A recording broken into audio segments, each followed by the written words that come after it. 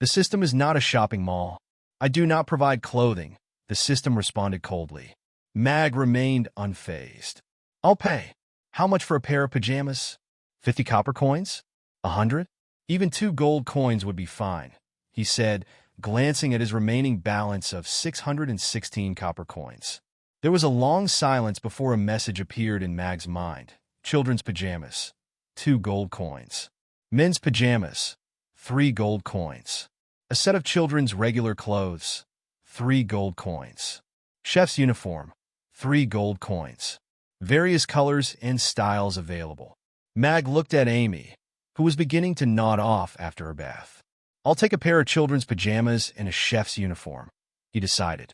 Though the price wasn't exorbitant, his primary concern was saving for ingredients to complete his mission.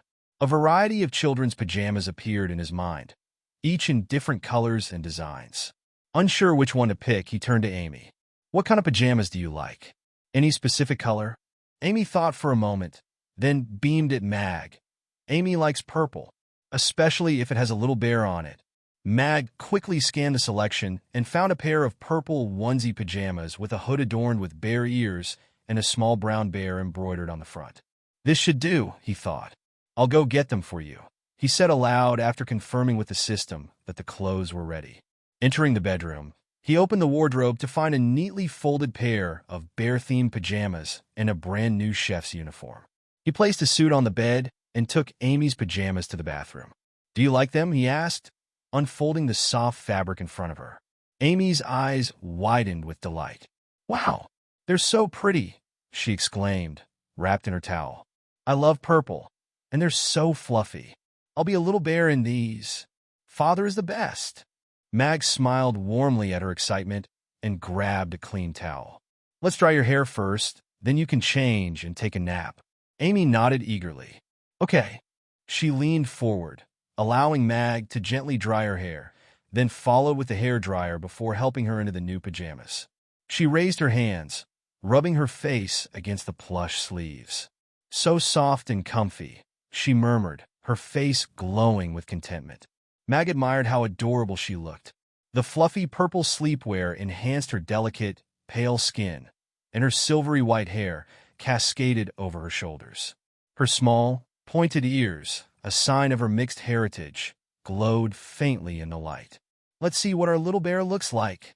Mag chuckled, pulling up the hood and lifting Amy toward the mirror. Amy giggled as she saw her reflection. Raising her hands like paws, she wiggled her fingers at Mag, roar. Here comes the little bear. It's going to eat you. Oh no, please don't eat me. Mag played along, pretending to recoil in fear. Amy giggled harder. Don't worry, Father. Amy could never eat you. She cupped his face with her small hands, planted a gentle kiss on his cheek, and stroked his hair. Mag's heart melted at her gesture.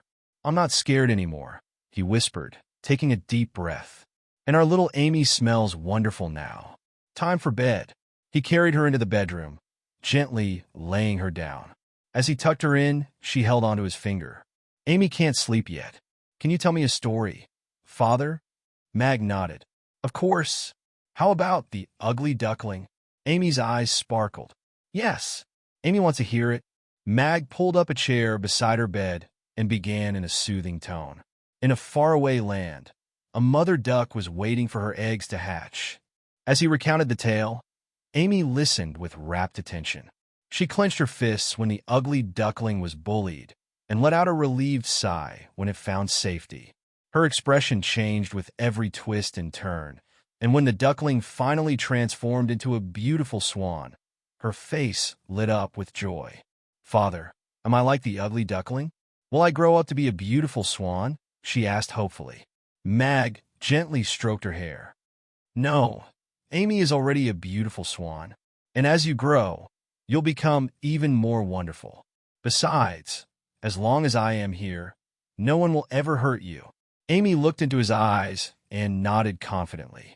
Then, hesitantly, she said, Father, I have a small request. What is it? Mag encouraged her. Can we raise an ugly duckling? She asked softly. Mag blinked. Do you like swans? Amy nodded solemnly. Yes. When it grows up, we can eat roast goose. Mag stared at her, momentarily speechless, before bursting into laughter. "All right, my little bear. Let's see what we can do about that." Mag opened his mouth, but found himself at a loss for words. Amy's way of thinking was vastly different from other children. Smiling, he nodded. "All right, if someone is selling them, I'll take you to buy one tomorrow." "Father, you're the best." Amy beamed, rubbing her face against Mag's hand. Sleep quickly overtook her, and soon she was murmuring roast goose in her dreams. Mag chuckled. "She really does want roast goose. I need to find that recipe soon." He carefully withdrew his hand from hers and, unable to resist, leaned down to plant a gentle kiss on her forehead. After covering her with a blanket, he stood up, gathered his chef's uniform, and headed to take a bath. After placing Amy's clothes in the washing machine, Mag took his bath. By the time he finished, her clothes were already clean. He hung them outside to dry and put his own in the washer. Descending the stairs, Mag tidied up the kitchen before sitting at the counter with a piece of paper and a pen, deep in thought. His top priority was completing his mission, which required earning 3,000 gold coins, 500 plates of Yangzhou fried rice. However, he realized he didn't need to use the ingredients he purchased, meaning he only needed to sell half that amount, which eased his burden somewhat. Still, selling 500 plates in 10 days remained a daunting task, given that he had only sold 4 so far, all to a single customer. "Do I need to advertise outside?" he mused, jotting down the number 4 on his paper. He glanced toward the door, feeling a bit discouraged. Outside, only a handful of children played on the square. This location was too remote. If his restaurant were on the other side of the square, its appearance alone would draw customers. As things stood, few people even noticed it. Hopefully more customers will come in the evening, he thought. Walking to the door, he unlocked it and flipped the sign to open. It was already 4 o'clock. With Amy asleep and no customers arriving yet, Mag found himself idly seated behind the counter. He sifted through his inherited memories, absorbing useful knowledge. The more he learned about this world's geography and its diverse inhabitants, the more he realized how dangerous it was. Even in Chaos City, which was governed by the Grey Temple, conflicts were frequent, and as long as no one died, punishments were often lenient. "I need to grow stronger," Mag decided. "Even if I can't regain my predecessor's peak power, I need enough strength to protect Amy and this restaurant." He had already accepted that opening this establishment meant staying out of the shadows. Outside on the square, a tall and slender elf in a silver dress adorned with golden embroidery paused before the restaurant. Her light blue eyes widened in surprise as she took in the sight of the elegant building. "Why is there a restaurant here? And it's so beautiful." Sally examined the 2-story establishment, awe clear on her face. She had fled from the Wind Forest, unwilling to let her father, the chief, decide her future. Traveling under the cover of night, she had reached the legendary Chaos City 2 days ago. Though intrigued by its diversity, she still found it hard to adjust to life among so many different species. Knowing her father had likely dispatched search parties, she avoided elf-owned businesses. But neither could she bring herself to dine in establishments owned by other races. She had spent her entire life in luxury. Fortunately, she had found a modest but clean hotel run by a human woman, where she had stayed the previous night. Now, hunger gnawed at her. She had only eaten 2 spirit fruits that morning, and her empty stomach grumbled in protest. She had scoured Aiden Square, but found most restaurants off-putting, greasy, overfilled with tables, and crowded with mingling species. The very thought of dining alongside orcs or dwarves made her stomach turn. Reluctantly, she had resolved to visit an elf-owned restaurant when she stumbled upon this one, tucked away in a quiet corner of the square. It was even more stunning than her own castle. The entire front wall was a seamless sheet of crystal-clear glass, flawless and impossibly thin. Even the Elf Queen's palace only had glass half this size, and it was treasured like a relic. Yet here, it was simply part of the decor. What an extravagant owner! Through the transparent wall, she admired the interior. 16 neatly arranged wooden tables provided ample space for diners, ensuring a comfortable atmosphere even if the place was full. What truly captivated her, though, were the 4 amber chandeliers, their crystals exquisitely carved, their beads shimmering like a dream. If only I could eat here. The thought teased her like a whispering devil. But there was no elves-only sign. What if a dwarf or an orc sat beside her? Her stomach grumbled again, overpowering her hesitations. Straightening, she adjusted the bow on her back and strode toward the restaurant with renewed determination. In Chaos City, strength dictated respect, and she was confident in her archery skills. If necessary, she could make unwanted company leave with just a look. A soft chime from the doorbell broke Mag's concentration. He looked up surprised. A tall and graceful elf stood at the entrance. Her long, light blonde hair was tied into a neat ponytail, revealing delicate, pointed ears. She had fair skin and striking blue eyes that radiated nobility. Dressed in a silver gown embroidered with gold, she exuded elegance. The bow slung over her back and the quiver at her waist hinted at her skill as a warrior. Mag smiled. Welcome. She was his second customer. Hey, welcome to Firescale Audiobooks. If you enjoy our audiobooks, please consider subscribing to the channel. Also, feel free to share your review in the comments section below.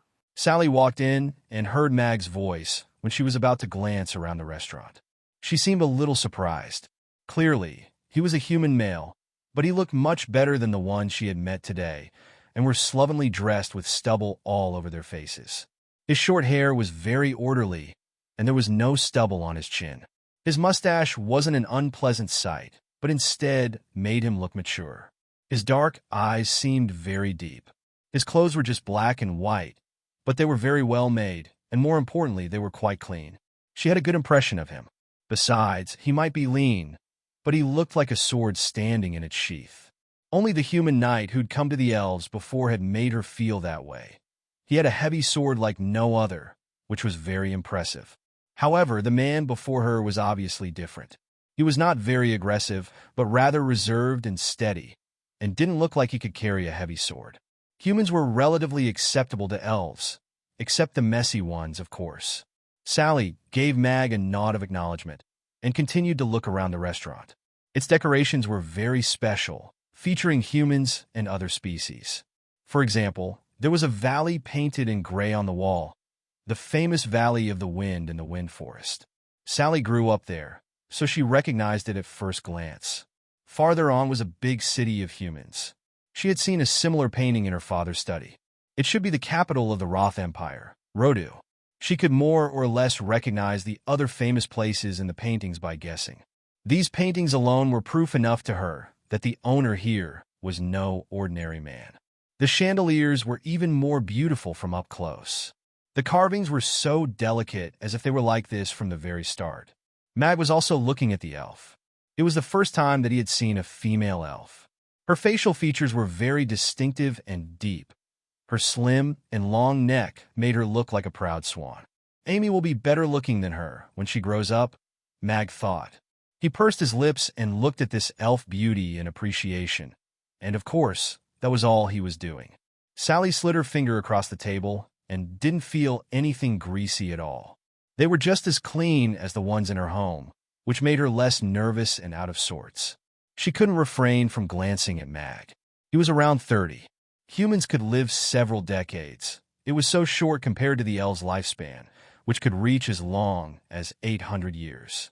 He was at such a young age, yet he was the owner of such a beautiful restaurant, which was very mysterious and made her curious. On top of that, she could feel his eyes on her ever since she walked in, but he wasn't making her uncomfortable because she found nothing ugly in his stares, only courtesy and appreciation. No beautiful woman would find handsome male's appreciative gaze distasteful, and neither would Sally. She put her bow and quiver down on the table and took a seat, and then she asked Mag politely, "What do you have here?" "There's a menu on the table. You can take a look," Mag answered as he pointed at the menu beside her. Sally picked up the menu and opened it. The fine material of the cover made her like the details of the restaurant more, but she froze for a moment when she dropped her expectant gaze to the menu. "It's empty?" "No, there's a small line at the top." Such a big restaurant, with such exquisite decoration, but it only offers one dish? Suddenly, Sally felt like she had entered a strange place. Could this be a human trick that the wet nurse often talked about? Yangzhou fried rice, 600 copper coins each. Sally was taken aback when she made out the small words. She looked closer. After she was certain that she didn't misread the menu, she raised her head slowly to look at Mag. She narrowed her eyes to try to figure out whether he was a fraud or not. She wouldn't have been surprised if a dish were priced at 10 gold coins in such a grand restaurant. However, there was only one dish on this menu, and it was priced at 600 copper coins. That was not very cheap. The hotel she'd stayed in last night only cost her 100 copper coins. Besides, she had heard a lot about human-made food before. What's this Yangzhou fried rice? Is it really worth 600? She tried to find the answer on Mag's face. However, she gave up quickly. Mag kept up his calm smile. He made her feel comfortable, yet he kept his distance. She couldn't work out what was on his mind. Sally wouldn't care about those 600 copper coins if it were before, because this environment alone would have been reason enough for her to spend a gold coin sitting here for a while longer. However, she only took a dozen dragon coins with her when she ran away in a hurry, and she had already spent some. She didn't want to go back home soon on account of her financial problems, so she had to make every coin count. It was a little extravagant for her to spend 600 copper coins on one meal. Besides, since it didn't seem large in volume, maybe one plate wasn't enough for her. At this moment, the ringing of the bells sounded again, and with it came Mobai's loud and clear voice. Mag, I'm here again. Give me 2 plates of Yangzhou fried rice. Please serve them up separately. It's best to eat them hot. Sure. Please wait a moment. Mag looked at Mobai with surprise. He must have washed and changed his clothes. He was in a gray shirt and a pair of gray pants. His footwear was black cloth shoes, clean and tidy. The hammer that he had carried at noon was not with him. All of this made Mag feel touched. Right? Mobai nodded, smiling. He glanced around the restaurant and was a little disappointed when he didn't find Amy. He caught a glimpse of Sally, who was holding her bow vigilantly, and then he took back his gaze quickly and took his seat at a random table. Please take your time, Mississippi. You can call me when you're ready to order, Mag said as he looked at Sally, who was still hesitating, and then he turned around and went into the kitchen. He started to prepare the fried rice. Regular customers were great, as he had expected. Okay, Sally nodded. She had been alert ever since Mobai came in. Seeing that he wasn't staring at her like the rude dwarves in her impression, she relaxed her hand slowly. Leave or eat here? Sally couldn't make up her mind. She gave Mobai a sideway glance as he was sitting there, waiting for his food. He was very eager to order the fried rice when he came in, and now he is waiting with anticipation. Is this Yangzhou fried rice really that good? Never mind. I'll see what this Yangzhou fried rice really is first, and if it's truly delicious. Sally clenched her fist and made up her mind. Mag finished the first plate of Yangzhou fried rice very soon and walked out with it. When Sally saw the tray on Mag's hand, her eyes brightened immediately. It's so wonderful. This is that Yangzhou fried rice. The rice was coated with golden eggs. Each ingredient was chopped into the size of a rice grain. The colors were all mixed in the plate, but in an orderly manner. The whole thing was like an elaborate piece of art. Its freshness whetted her appetite. When Mag walked past her with the fried rice, a strong aroma wafted by, and she couldn't help but take a sniff.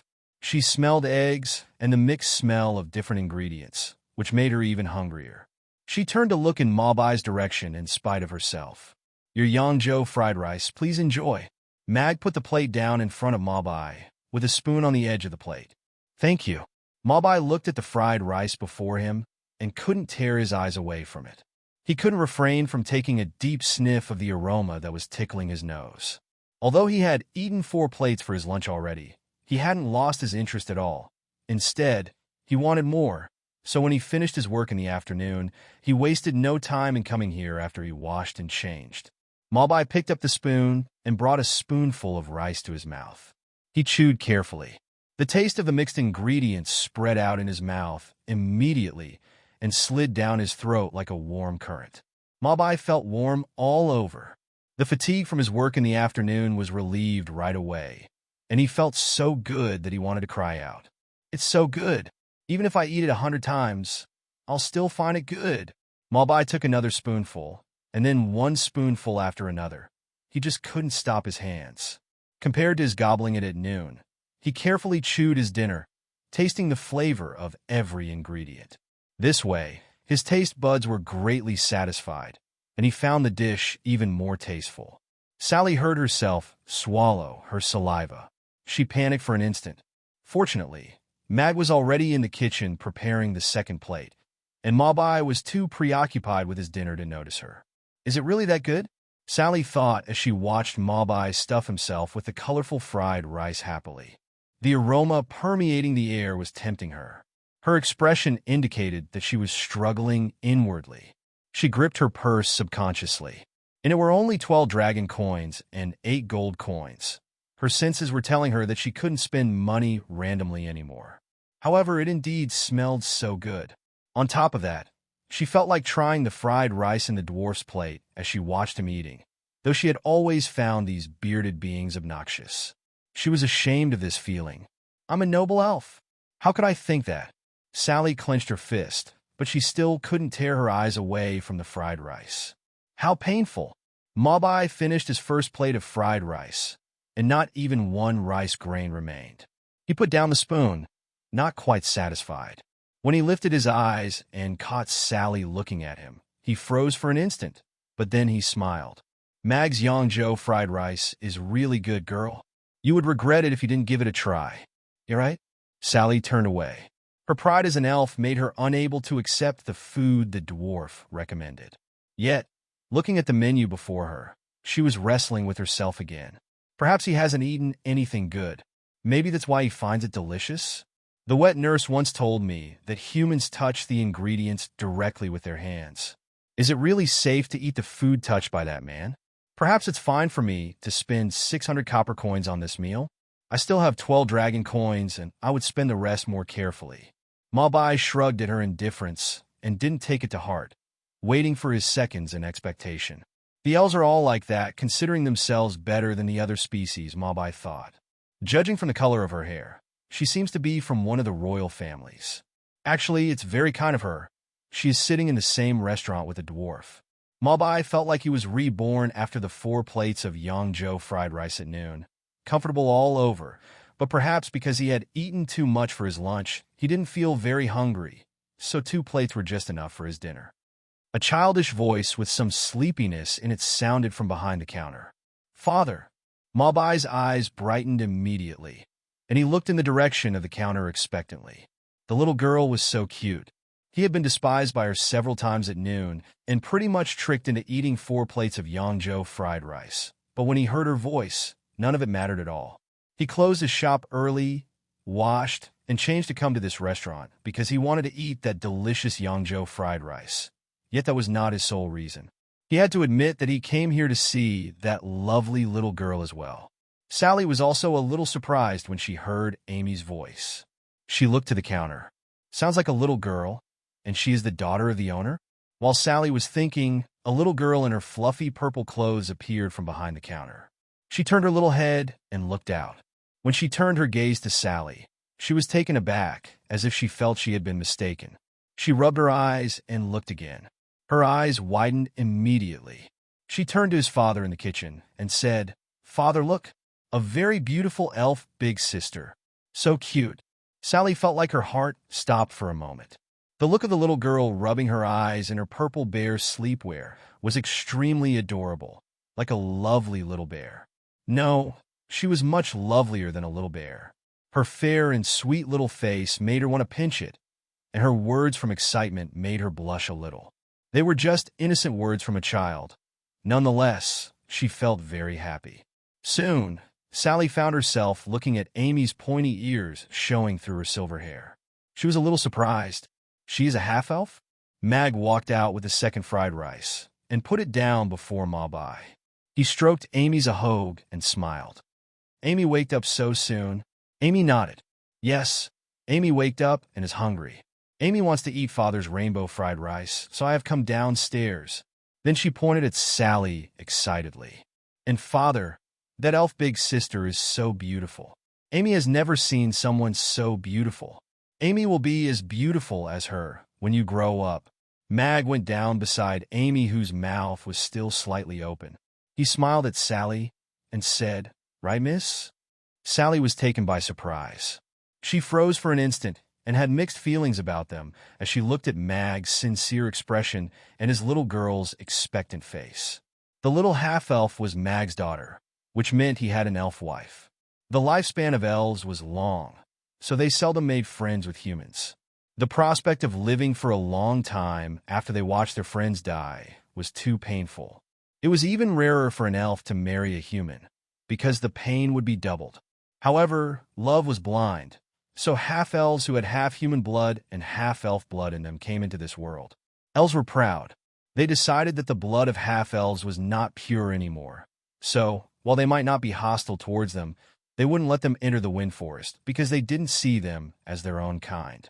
Half-elves were relatively more acceptable to humans because their life was only 200 years closer to humans. However, their pointy ears, which were very different from humans, were always pointed at by humans. It could be said that half-elves were meant to have a hard life ever since they were born, unless their parents were strong enough to protect them from the two species. Yet, nobody had ever done that successfully. However, it seemed that the man half crouching on the ground who asked her this question sincerely planned to do this. The firmness in his eyes touched her. The little girl beside him in her cute bear sleepwear was looking at her expectantly. Her silver hair was so bright, a typical feature only possessed by the elves' royal family, which made her think of an elf that she hadn't seen for a long time. Yet there was no way they were related. Still, she was indeed a pretty little girl, and had inherited her parents' merits. Sally smiled at Amy after a little hesitation, and then she nodded and said, "Yes, you'll be as beautiful as me when you grow up." "Really? Father, will I really be as beautiful as this elf big sister when I grow up?" Amy's face was full of pleasant surprise and doubt.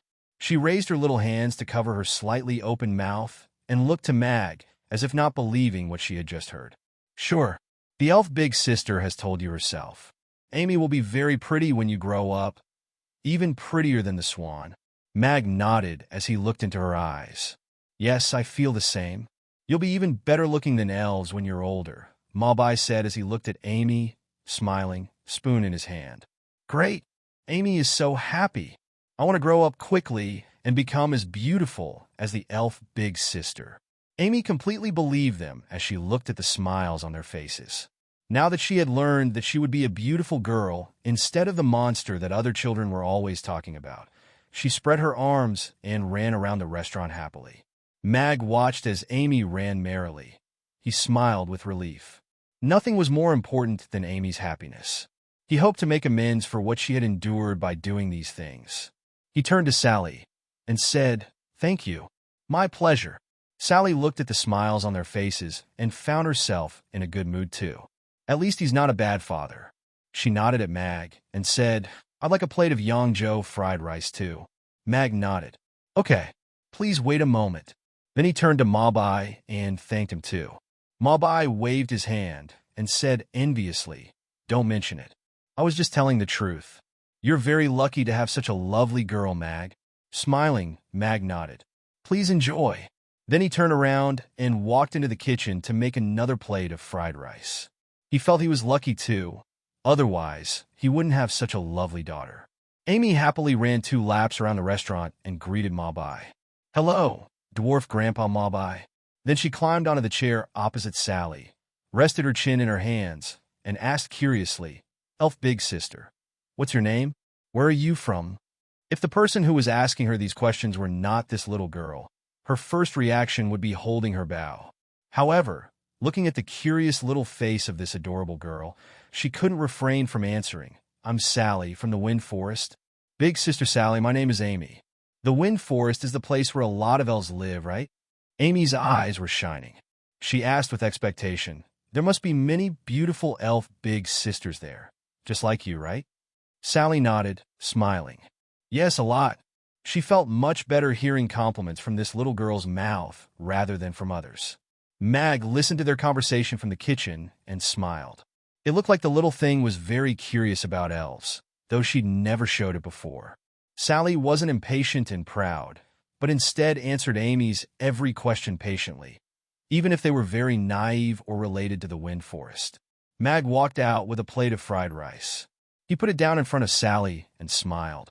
Your Yangzhou fried rice is ready, Mississippi. Thank you.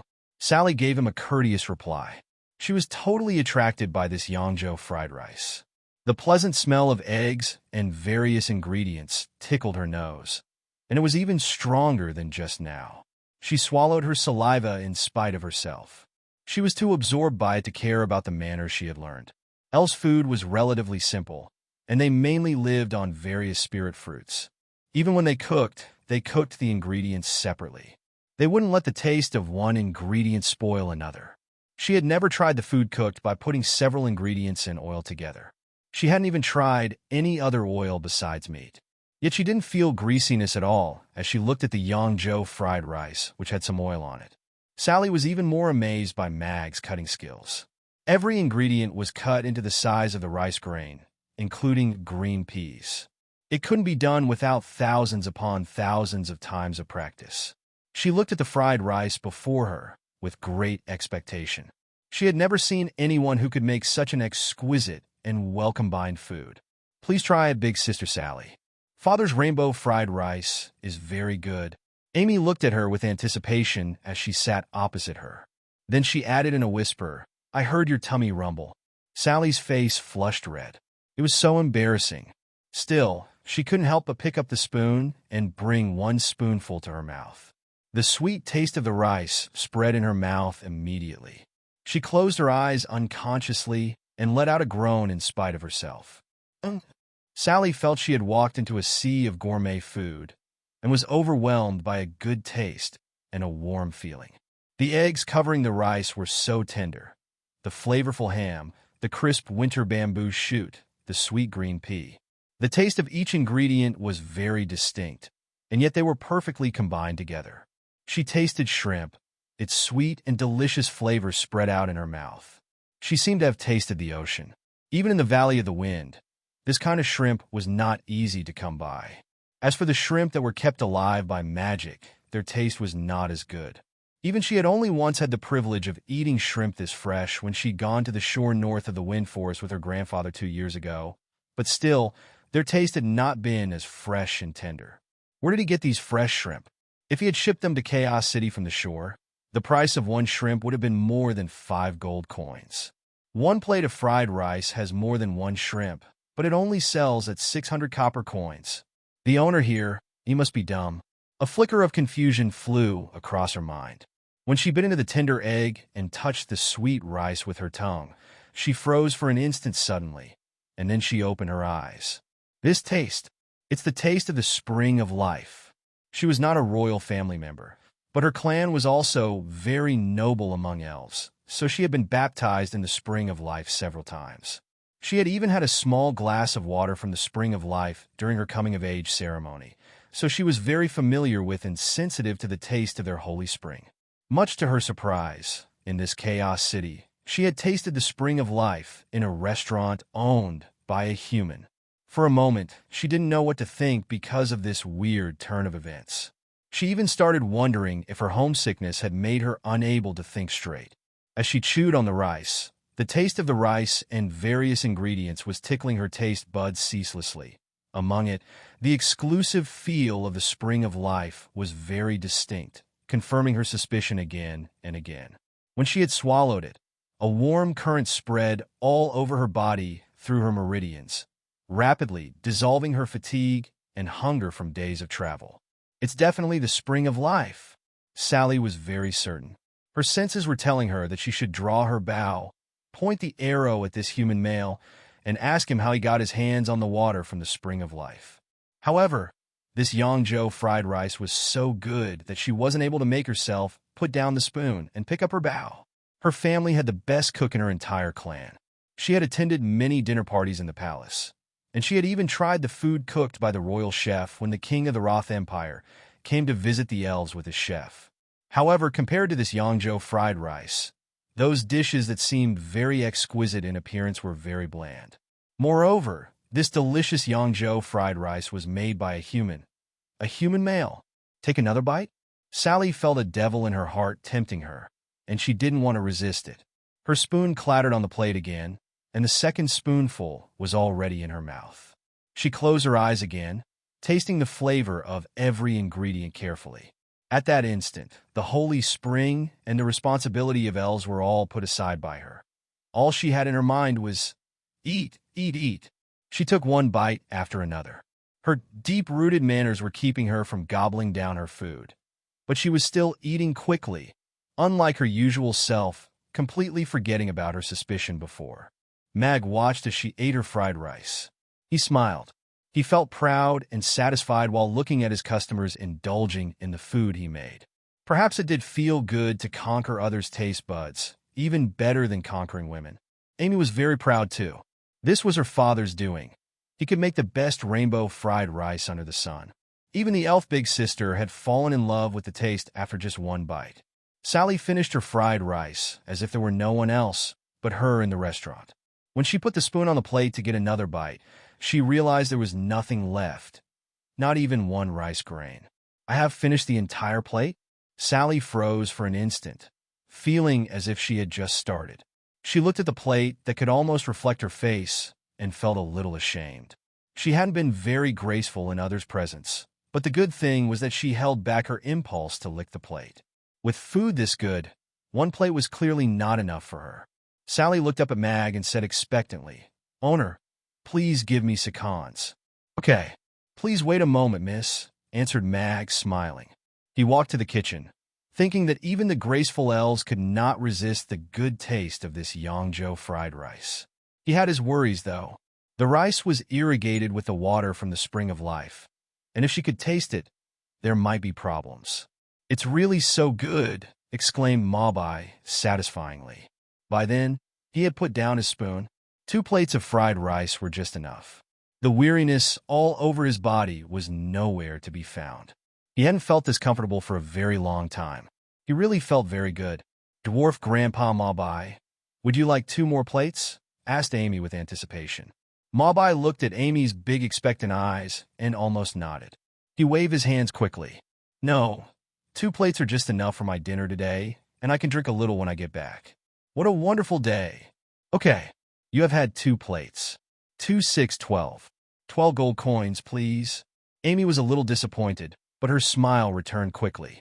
She jumped off her chair, walked to Mabai, and held out her 2 hands. "Pay your bill, please. You are much quicker tonight." Mabai was a little surprised. He counted 12 gold coins and put them on Amy's little hands.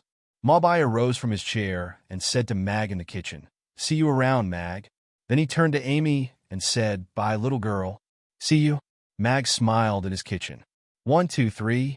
"Bye, Dwarf Grandpa Mabai." Amy was counting the coins with shining eyes. She didn't even raise her head when she answered. "This address." Mabai pursed his lips. "It sounds a little strange." He smiled and walked out. "Who is this man?" Sally looked at Mag, who was working in the kitchen. Though she could only see his side face through the glass, she was attracted by his focus and concentration. A grand restaurant, great fried rice, fresh shrimp, the spring of life. And he has a beautiful half-elf daughter. He seems normal, but how many secrets does he have? Or, how many stories? Sally showed her curiosity towards a man for the very first time. Mag walked out with Sally's second plate of Yangzhou fried rice and put it down in front of her. "Please enjoy," he said, smiling. Sally answered gently, "Thanks." All she could see right now was the fried rice before her. She picked up the spoon and took a bite. She was eating more slowly this time, savoring the taste of different ingredients as they mixed together inside her mouth. This fresh experience was intoxicating. "Father, here, 12 gold coins." Amy calculated how much we should charge right away. Amy looked up at Mag with the gold coins in her hands, her face oozing with anticipation as she awaited her father's praise. "Yes, Amy is incredible. You have applied what you've learned. The money is right. Looks like you have mastered what you've learned today." Mag smiled and stroked Amy's hair. He took the coins from her hands. "She is truly very smart." "Thank you, father. Amy will study harder tomorrow." Amy nodded happily. It turns out the 9x9 table is not very difficult, except the 3-6, 3-6. "Oh, I'll leave it for tomorrow." "Father, Amy's hungry too." Mag nodded. "I'll make the fried rice for you." He put the money in the counter's drawer with a lock and entered the kitchen. Amy sat down opposite Sally gently and watched as she ate gracefully. She tried to imitate her and sip properly. Sally was so absorbed in the delicious fried rice that she didn't notice Amy until she finished her last bite. She smiled when she found that the little girl was sitting with her ankles crossed just like her. "Big Sister Sally, you look so nice when you eat," Amy said as she saw that she had finished her meal. "You could do it too when you grow up." Sally nodded, smiling. She was a little surprised when she said those words. She hadn't been very keen on the little elves back home, but now she was encouraging the little girl like a senior. Amy nodded happily. "Thank you." Then she asked, "Big Sister Sally, have you had enough?" Sally nodded as she put down the spoon. Yes, to keep her body in a good shape. She hadn't eaten this much for a long time, but today it couldn't be helped. "Well then, you have eaten 2 plates. 2, 6, 12. 12 gold coins, please." Amy's eyes brightened immediately. She held out her hands on the table towards Sally. Mag was just walking out with a plate of fried rice. He wanted to smile when he watched this scene. Looks like she does enjoy collecting money. "I'll give you 1 dragon coin and 2 gold coins." Sally took out 1 dragon coin and 2 gold coins from her purse and put them on Amy's hand. She hesitated for an instant before she opened her hand. But on recalling the delicious food she had never eaten before, she loosened her hand immediately. "It's definitely worth the money." Sally arose from her chair and picked up her bow and quiver. She looked at Mag and narrowed her eyes slightly. "I was wondering why I have tasted the spring of life in this Yangzhou fried rice." Mag shook his head, smiling. "I don't know what you mean by that, Mississippi. I didn't add any water from the spring of life into this fried rice." He was telling the truth, so he was very calm. It seemed she was not an ordinary elf, though. She had tasted the spring of life. Sally stared at Mag for a while and didn't see any nervousness in those deep eyes. She nodded and said, "Mag, right? Your Yangzhou fried rice is very good. I will come again." Then she turned around and left. "Thank you."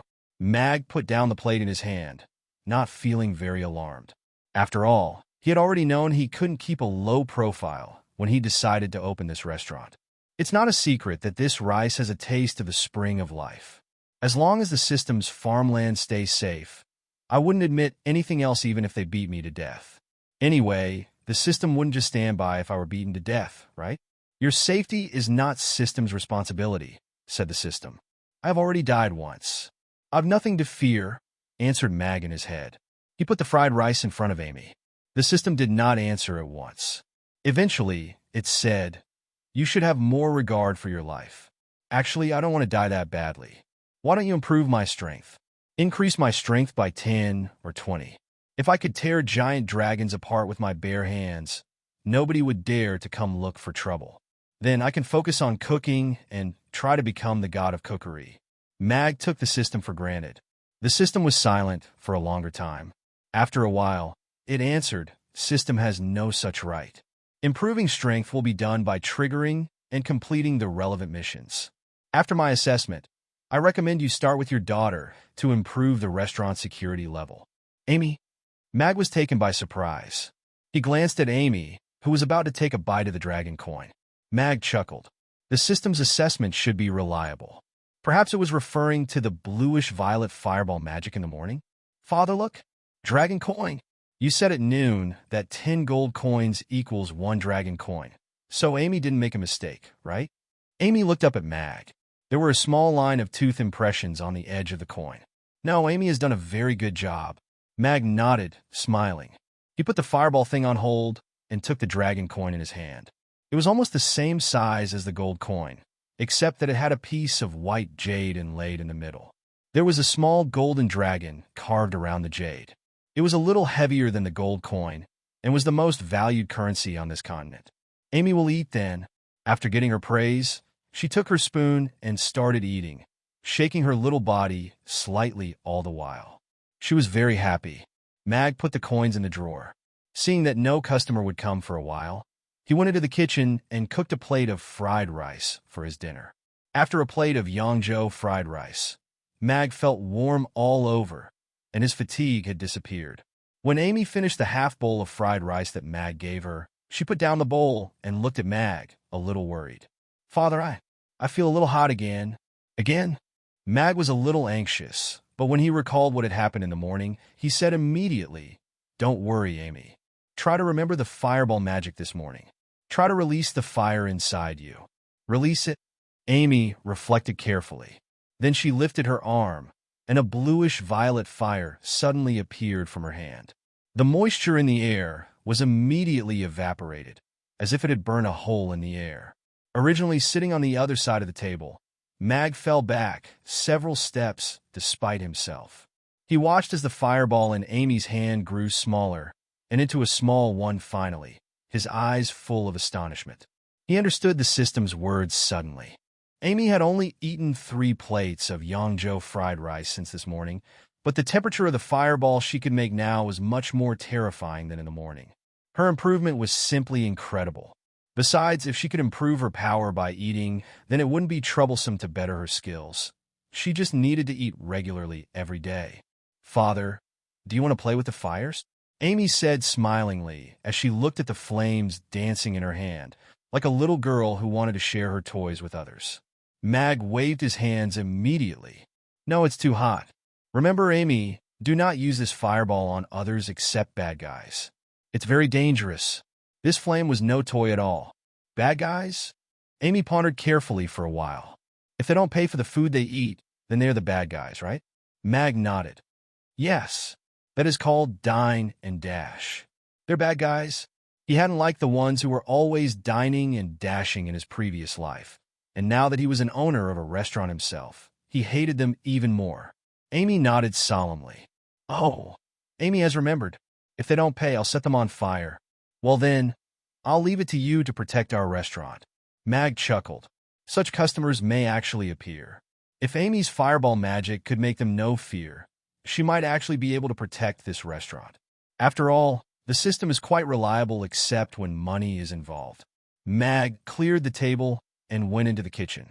Under a big tree outside the restaurant on the square, Sally was still there.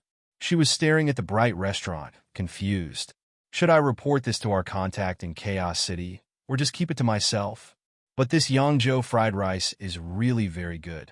If I had money, I would eat it 3 times a day, but now I can only eat it every once in a while. She struggled with herself for a while, and then her mind was away on the Yangzhou fried rice she had just eaten. She could still taste the ocean in her mouth as she recalled its taste. Whatever. I am a runaway now. I have no responsibility to worry about this kind of thing. Sally swung her arm as if trying to throw her trouble away, and then she put the bow on her back. Maybe the owner here doesn't care about this stuff. Otherwise, he wouldn't so blatantly put the water from the spring of life in a 6 gold coins worth of Yangzhou fried rice, even if the water had been diluted countless times. Mamie restaurant. Such interesting father and daughter. Sally took another glance at the restaurant, and then turned around and walked towards the exit of the square. Mag washed the dishes with the dishwasher and sat on the chair behind the counter with Amy, waiting for customers. More people came in the evening, but they all found the fried rice expensive when they saw the menu. They shook their heads and left. Mag wanted to hold on to them by telling them the origins of the ingredients. He wanted them to know that they were getting the better end of the deal by eating this Yangzhou fried rice. However, as the candidate for the god of cookery, he held back this urge. He didn't want to contradict his principles. He had only had 2 customers today, but he had sold 8 plates of Yangzhou fried rice, which was pretty satisfying for his first day. At 8 o'clock, after he had watched the 8th customer shake his head and leave, Mag went to the door and flipped over the open sign. He turned the outside lights off and finished his first day. "Father, we don't sell the rainbow fried rice anymore today," Amy said as she put out the fireball in her hand. Mag nodded, smiling. "Yes, let's call it a day." He took his earnings out and counted them. In total, he had 20 gold coins, 1 dragon coin, and 12 copper coins. There should be more, but 18 gold coins had been charged by the system automatically in the evening. It was the cost of the ingredients. This was just his first day. Last night, he only had 2 copper coins in his pocket. So many gold coins. Amy looked at the coins on the table with shining eyes. She looked up at Mag and said, "Father, could you buy Amy an ugly duckling?" "Sure. We'll walk around the square in the morning and see if there is someone selling them." Mag stroked Amy's hair, smiling. She is very obsessed with the roast goose. I have to take her out and try her luck tomorrow. Mag didn't feel very exhausted after working a whole day. That was because the system had prepared the ingredients and covered the preliminaries. He didn't even need to wash the dishes himself. Besides, the 3 plates of fried rice he had eaten relieved his weariness, making him feel even fresher. Seeing as Amy was beginning to feel sleepy, Mag had her recite the 9 by 9 table she had learned at noon. She could remember all the terms before 3-6, but had to give up on remembering that one after thinking long and hard. She was really depressed. Mag gave her an encouraging smile. It's all right. Amy has done a great job. You have already applied what you've learned today. We'll start from 3-6 tomorrow. I'm sure you'll remember the rest. Amy nodded. Amy will try hard tomorrow. Although Mag had to focus on the restaurant, he didn't want to run it day and night. He made use of this leisure time and decided his opening hours. This way, he didn't have to stay in the restaurant all day long, and his customers would know when to come. It would save a lot of trouble. Breakfast, 7:30 a.m. to 9 a.m. Lunch, 11:30 a.m. to 1:30 p.m. Dinner, 5 p.m. to 9 p.m. The rest of the time, he was free, and he decided to rest a day every 7 days. Perfect. Mag looked at his opening hours on the paper and said in his head, System, can you help me add the opening hours to the signboard outside? System recommends you extend the opening hours to sell more food, answered the system. Being the owner of the restaurant is my job, not my whole life. I want to enjoy my life as well as my job, Mag said calmly. He became impatient. Do you want to help me or not? I'll attach this paper to the signboard myself, even if you don't help. After a while, the system answered, the opening hours have been added. Let's go upstairs and sleep. Mag put the coins back in the drawer. Since the system would charge the cost of ingredients automatically, he didn't have to worry about things like that. Mag taught Amy how to brush her teeth and wash her face, and introduced everything in the bathroom to her. After he washed up, he picked her up and laid her on the little bed. The little thing was already very sleepy. When she touched her soft bed, she could barely keep her eyes open. Good night. Mag smiled as he stroked Amy's hair. Father, don't forget to buy me an ugly duckling. You have promised, Amy said solemnly as she reached out to hold Mag's finger. Mag nodded. I won't. We'll buy it tomorrow. You're the best, Father. Amy sat up, held Mag's face in her hands, and kissed him. Then she lay down and closed her eyes. She fell asleep in no time, mouth still murmuring, ugly duckling, roast goose. Mag woke up at 6 in the morning. The night was so long without video games and movies, but he slept much better. System, do you sell TVs? What about PCs? Cell phones? PS4s? Wi-Fi? Mag asked in his head when he was brushing his teeth. Please take the system seriously. System does not provide non-kitchen appliances or Wi-Fi for free, answered the system solemnly. Don't worry. I don't have enough money even if I want to buy them. Mag spat out the foam in his mouth. Based on the system's reaction, those things were most likely available if he had the money, but he really had no money right now. If the Wi-Fi was not free, he would pay for it. Mag put Amy's little dress that he had washed and dried yesterday on the edge of the bed. After all, it was not very decent to go out in her sleepwear. Mag went downstairs and opened the door. The opening hours were already on the front and back side of the signboard. A screen was set at the top of the signboard to conveniently notify the number of days before his rest day. Now it said 6, and it would change automatically, very user-friendly. This world also used the 24-hour clock and had almost the same notion of time as the people on the Earth. Thanks to the efforts of the dwarf craftsmen, mechanical watches were becoming popular. The most advanced watches were the ones driven by crystal stones. Only noblemen and wealthy people were using them because their price was high. At least, he needed not worry that the people here didn't know the time. There was still time before opening, so Mag went for a little jog outside his restaurant on the square. His body was so weak that he gasped for air after running a little while. At last, he managed to run for 20 minutes or so. By then, Mabai had just opened his shop. What are you doing so early, Mag? Mabai asked as he looked at Mag, who was still panting. Working out a little. You opened this early, Mabai, answered Mag, smiling. Mawbai's forge and Mag's restaurant were just about 1 meter apart. He could hear his hammering before, but now that he had a much better house with better soundproofing, he could hear nothing at all. Mawbai nodded. Yeah, I was just about to go to your place and eat 2 plates of fried rice before working. He had completely fallen in love with the Yangzhou fried rice after eating 2 times yesterday. Mawbai woke up this morning feeling comfortable and refreshed all over, and not tired at all. Even his waist that used to hurt when he woke up had stopped acting up. The restaurant opens at 7:30 a.m. The exact opening hours are on the signboard. There is still time. I'll go wash up and prepare, Mag said with a smile. Well, I'll wait here then.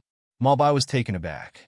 Normally the restaurants would open when customers came, but Mag had set his own opening hours. On second thought, he found it pretty normal for Mag to have his own rules and temper. After all, he could make such delicious and magical Yangzhou fried rice. Mag walked back to his restaurant, went upstairs, and washed up. By then, Amy had just woken up and changed into her clothes. She extended her arms and walked to Mag with half-opened eyes.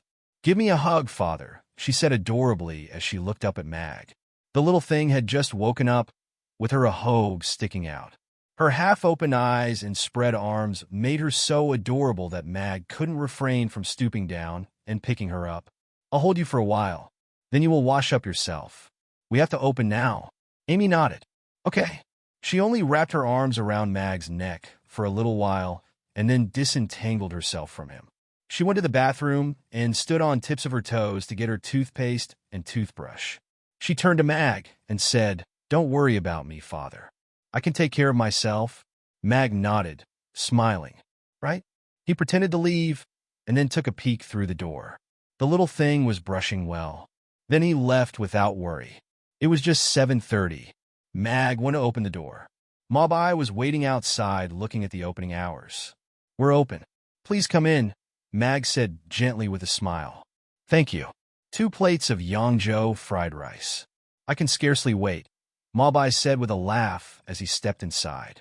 Mawbai had just seated himself when Amy came downstairs. "Good morning, dwarf Grandpa Mawbai," she said to him. Then she stroked her hair as she looked at Mag. "Father, would it be better to tie my hair up? It seems a little long." "Tie up your hair?" Mag looked at the purple strip of cloth in Amy's hand, a little awkward. He hadn't done this kind of thing before. He had to study a little. "Wait till I have made breakfast for Grandpa Mawbai." "Okay, Amy. I'll tie your hair up later." Amy nodded. "Okay, father." Amy put the hairband away and sat down meekly. Mag finished the first plate of Yangzhou fried rice quickly, and then went to make the second one. When he walked out with Amy's fried rice, Mawbai had just finished eating. 2 plates of fried rice. That's 12 gold coins, please," Amy said solemnly as she held out her little hand. She was standing beside Mawbai. "Here, 12 gold coins. Count them, little owner."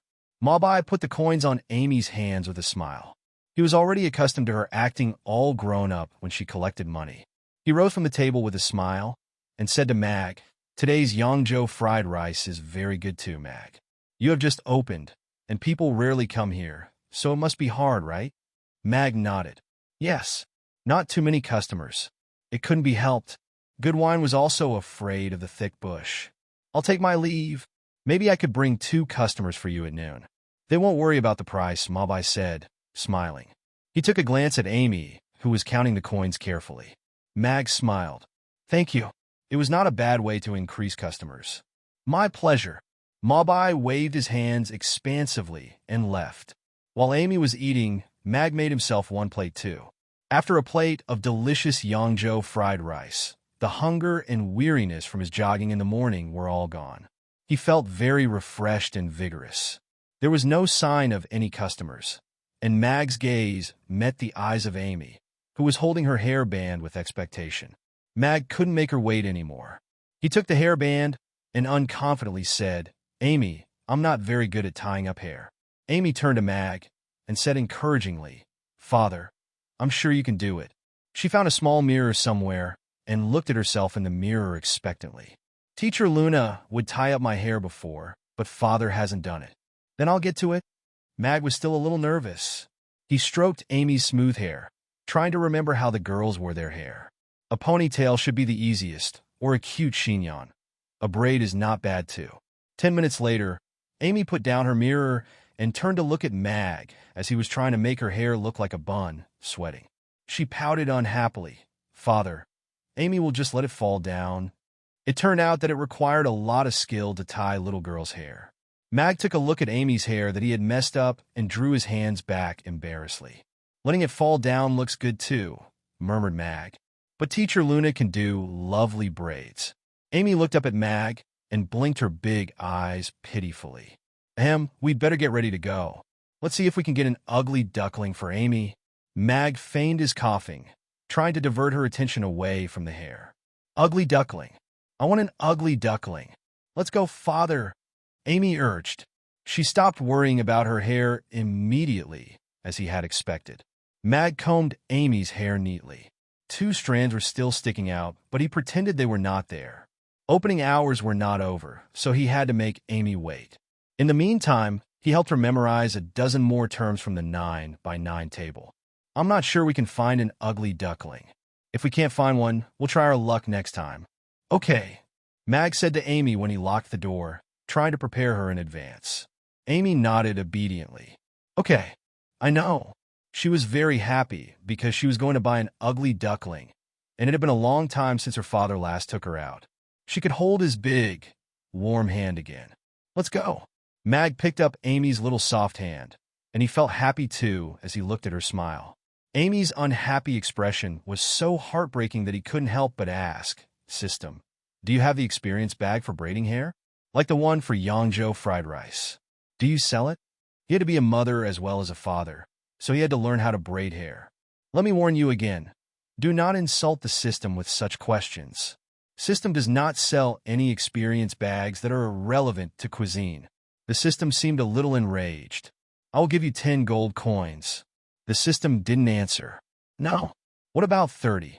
Still, the system said nothing. 100. That's my final offer. Think about it, Mag said calmly. For a long while, the system said nothing. Then, a quotation appeared in Mag's head. The experience bag for braiding hair. 120 gold coins. Sorry, not now. I don't have enough money, Mag said regretfully as he looked at that experience bag. Now I know the system has it, and I'll make enough money sooner or later. I'll make a hairstyle that makes Amy scream with excitement. Mag felt much better as he thought about this. An ellipsis went across Mag's head. Mag didn't care about the system's feelings at all. The system only cares about money. The Aiden Square was the business center of Chaos City, as well as the geographical center. The buildings that were in the shape of the crescent moon curved around the square. It was about 2,000 or 3,000 kilometers from the restaurant to the other end. All kinds of strange shops could be found around the square. Therefore, people living in Chaos City were always saying, one could buy anything here as long as it could be found on the continent and they had enough money. Of course, it was a bit exaggerated. Nonetheless, it still showed that the Aiden Square was very prosperous. They hadn't walked far when Amy tried to hide beside Mag. Father, that black bird is very annoying, she said as she pointed at the 2 bird cages hanging outside a magic potion shop. Oh! Mag looked in that direction with surprise. This magic potion shop was only 5 or 6 doors away from his restaurant. The owner in his memory was an old human magic caster, tall, lean, and a little hunched. He didn't talk much with others, and was only interested in teasing his 2 birds, teaching them strange words. One bird cage had a black crow in it, and the other a parrot with green feathers and a red beak. They were jumping up and down in their cages. When they noticed Mag and Amy, they stopped to look at them. Oh, ugly little thing, you're walking before my magnificent palace again. Now I allow you to kneel before me and kowtow 3 times, and I will pray that you'll look more like an elf in the future, the black crow said in a low voice as he looked disdainfully at Amy with his head held high. You're the ugly one. You black little bird, Amy said angrily as she clenched her little fist. She looked up at Mag, a little upset and uncertain. Father, is Amy ugly? Mag shook his head and smiled. No, Amy is very pretty. That elf big sister said the same yesterday. Don't you remember? Then he pointed at the crow and said, Look, that stupid bird is the one who is ugly. There was a smile on Mag's face, but his eyes showed his spite. Stupid crow, How dare you say that to Amy? I'm trying to boost her confidence here. It looked like it was not the first time he made fun of Amy. The green parrot nodded. Yes, he's very ugly, but he boasts of his beauty every day. Very annoying, she said helplessly. She sounded like a maid. Human, do not point your lowly finger at me. Don't think I'm afraid of you, because you've gone from a cripple to a half-cripple, the crow said as he turned to Mag. Mag looked at Amy with a smile. Amy, do you still remember the fireball magic you used yesterday? Amy nodded. Yes. She looked at Mag, a little confused. The easiest way of dealing with a smart mouth is to shut his mouth. Let him have a taste of your fireball, Mag said, smiling. However, the crow became even prouder. That was supposed to scare me? This cage is protected by the old man's magic. Besides, I myself can remember the spell of the fireball magic. However, before he could finish his words, a bluish-violet fireball appeared in Amy's hand. No chant. The crow was taken by surprise. Amy threw the fireball out, and it enveloped the whole bird cage instantly. I'm not AF, help me. The magic protection outside the cage was burned away at once, and then the steel bars were starting to melt. The bluish-violet flame caught the crow immediately. He screamed in pain. Mag was a little amazed. It was the first time that Amy had used her fireball magic on others, and she did quite well.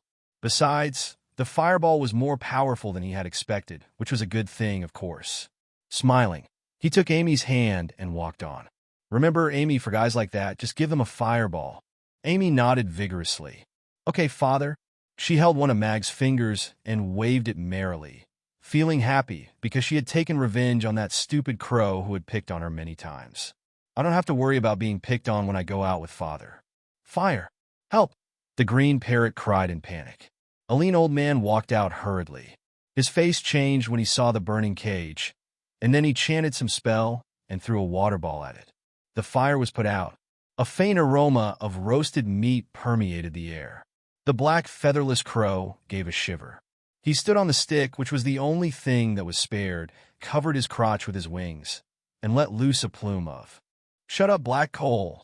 Urian shouted in a shrill voice. He was wearing a black robe for magicians, his face a little grim. He watched as the father and daughter walked away. Such a strong magic wave. The little girl is a genius? Or is that man a hidden master of magic, he muttered. Now you're a real black coal. The green parrot giggled at the black crow, whose feathers had been burned away, gloating. Call me Honorable Fama Odin Ben, old man. My palace has been burned down by that little girl, so give me a new one quickly. And make a flamboyant robe for me, or someone may catch a glimpse of my beautiful body, complained the black crow. Then he sniffed around. Good heavens, why do I smell a roast chicken? He shouted. Urian turned to look at his black crow. Shut your mouth, or I'll feed you my new potion. His face was expressionless, his voice as shrill as the voice of a demon that had crawled out from hell. The black bird stopped his unruly behavior right away. He moved over his feet timorously.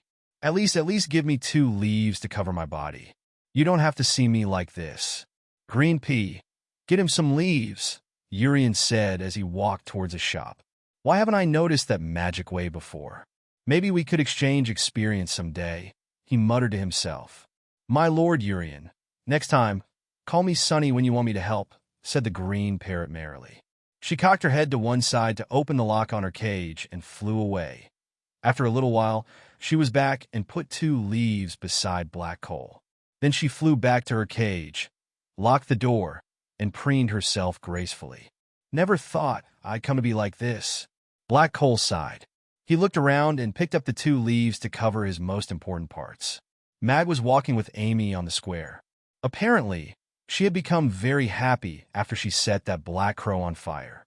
She skipped merrily in front, paused to wait for Mag, and resumed her skipping again. Mag had 10 gold coins in his pocket. They were very important to him right now, but if Amy wanted to buy anything, he wouldn't hesitate at all. However, the little thing was very considerate. They had walked around for half an hour, but she had only asked for a puppet with strings. Then Mag took Amy to the largest market on the Aiden Square. Unfortunately, they didn't find a swan, much less an ugly duckling. They had found regular ducklings, though, but Mag feared that when they failed to grow into beautiful swans, Amy would feel he had cheated her, so he didn't buy any.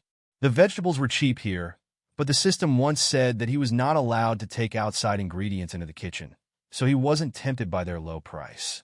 Father, we can't find an ugly duckling today, right? Amy looked up at Mag, a little disappointed. Mag nodded. They say the ugly ducklings haven't been born yet, so maybe we could buy one later. He was trying to find a way to comfort Amy, who had been filled with expectation. It was early autumn now. Big swans were very rare around Chaos City, let alone the small ones. There was a high chance that he wouldn't find one in a long time. What's that? Before Mag could offer any consolation, Amy's eyes were already drawn by an herb stall by the roadside. She ran to it and squatted down immediately. She looked at it with her wide eyes for a while, and then turned to wave at Mag as she shouted, "Father, look! This must be an ugly duckling egg." "Oh!" Mag walked over to her. The stall was owned by a strong, dark middle-aged man who was weaving a basket from dried stalks. He looked like an herb collector, and his hands were covered with calluses from climbing ropes. The sacks on the ground were filled with herbs. Beside his feet was a small pile of hay, and on it lay a gray egg the size of the mouth of a bowl. "Father, can we buy this egg? You said there is no ugly duckling right now, so we can hatch this one when we get home." Amy looked up at Mag as she pointed at the egg, her face full of anticipation. Mag nodded, smiling. Yes, the little thing had been disappointed enough times today. He wanted her to go back home in a good mood. So he turned to the herb collector and asked, "What is this egg?" "Well, I'm not sure myself. I found it on a cliff yesterday when I was collecting herbs. Only birds can reach that place, so it should be a bird egg. It's very nutritious," the seller said with a smile. "How much?" Mag's eyes brightened. If it was a bird egg, then it would be something like a swan when it hatched.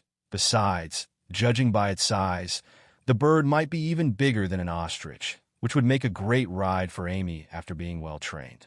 The seller smiled and scratched his head as he looked at Amy, who was watching the egg with great interest. "I see the little girl loves it, so 3 gold coins," he said. "Fine. Here, 3 gold coins." Mag handed over the money. The herb collectors were risking their lives every day to climb cliffs. If this was truly a bird egg, 3 gold coins was not expensive at all. "Thank you. Take this small basket with you, little girl. The egg will fit perfectly in it." The middle-aged man put the egg with the hay into the little basket he had just made and handed it to Amy. "Thank this Mr. Amy," Mag said to Amy quickly. "Thank you, mister." Amy took the basket merrily and carried it with her 2 hands. "Be good, ugly duckling. I will hatch you out very carefully," she whispered. "You're welcome." The seller waved his hand, smiling. Then he turned to Mag and said, "I have a little girl about the same age as her, and she likes raising animals too. But she already has 2 monkeys, so I decided not to take this egg to her." "I see. This little thing has been going on about raising an ugly duckling for several days. Hope she'll like it when it hatches." Mag gave him a sour smile, but when he looked at Amy, his eyes were full of love. They left the herb collector's stall. Mag wanted to help Amy carry the egg, but she refused. She was carrying the basket with effort in front of Mag, making him worry about her dropping it. Finally, they made it back after nearly half an hour. Amy put the basket gently on the stairs outside the door and sighed with relief. She turned to Mag and said earnestly, "Father, thank you for buying this ugly duckling egg for me. I will take very good care of it, but that mister said it might not be an ugly duckling egg. It could belong to other birds," Mag said, smiling. He took out a handkerchief and wiped the sweat off her forehead. Amy shook her head stubbornly. "No, I'm sure it's an ugly duckling egg. I'm going to hatch it and raise it. It will grow into a beautiful swan, and Then Mag saw her swallow her saliva. Mag felt a little sorry for the egg, but he could do nothing about Amy's obsession with the roast goose. It seemed he had to work hard and complete his missions to get the recipe for roast goose as soon as possible. Of course, the recipe for the Peking duck would be just as fine. They opened the door and went inside. Amy put the little basket in a compartment under the counter. She crouched down and whispered a little something to that egg, and then closed the door carefully, as if afraid of waking up the little creature inside the egg. "Father, when will it hatch?" Amy asked as she looked at Mag, expectant. Mag shook his head. "I'm not sure. Maybe next spring. He didn't know much about the hatching of birds. That would be too long. Amy was a little depressed. Maybe it will hatch out more quickly if it's put in a warmer environment, like mother ducks hatching their eggs, Mag said quickly after thinking about it. Amy's eyes brightened immediately. Then what about Amy sitting on that egg too? Mag chuckled and shook his head. No, that won't work. Amy, take that little blanket downstairs and use it to cover the egg. That should do. Okay, Amy answered happily.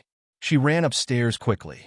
Hope it's a swan egg, but it's quite unlikely, Mag muttered to himself.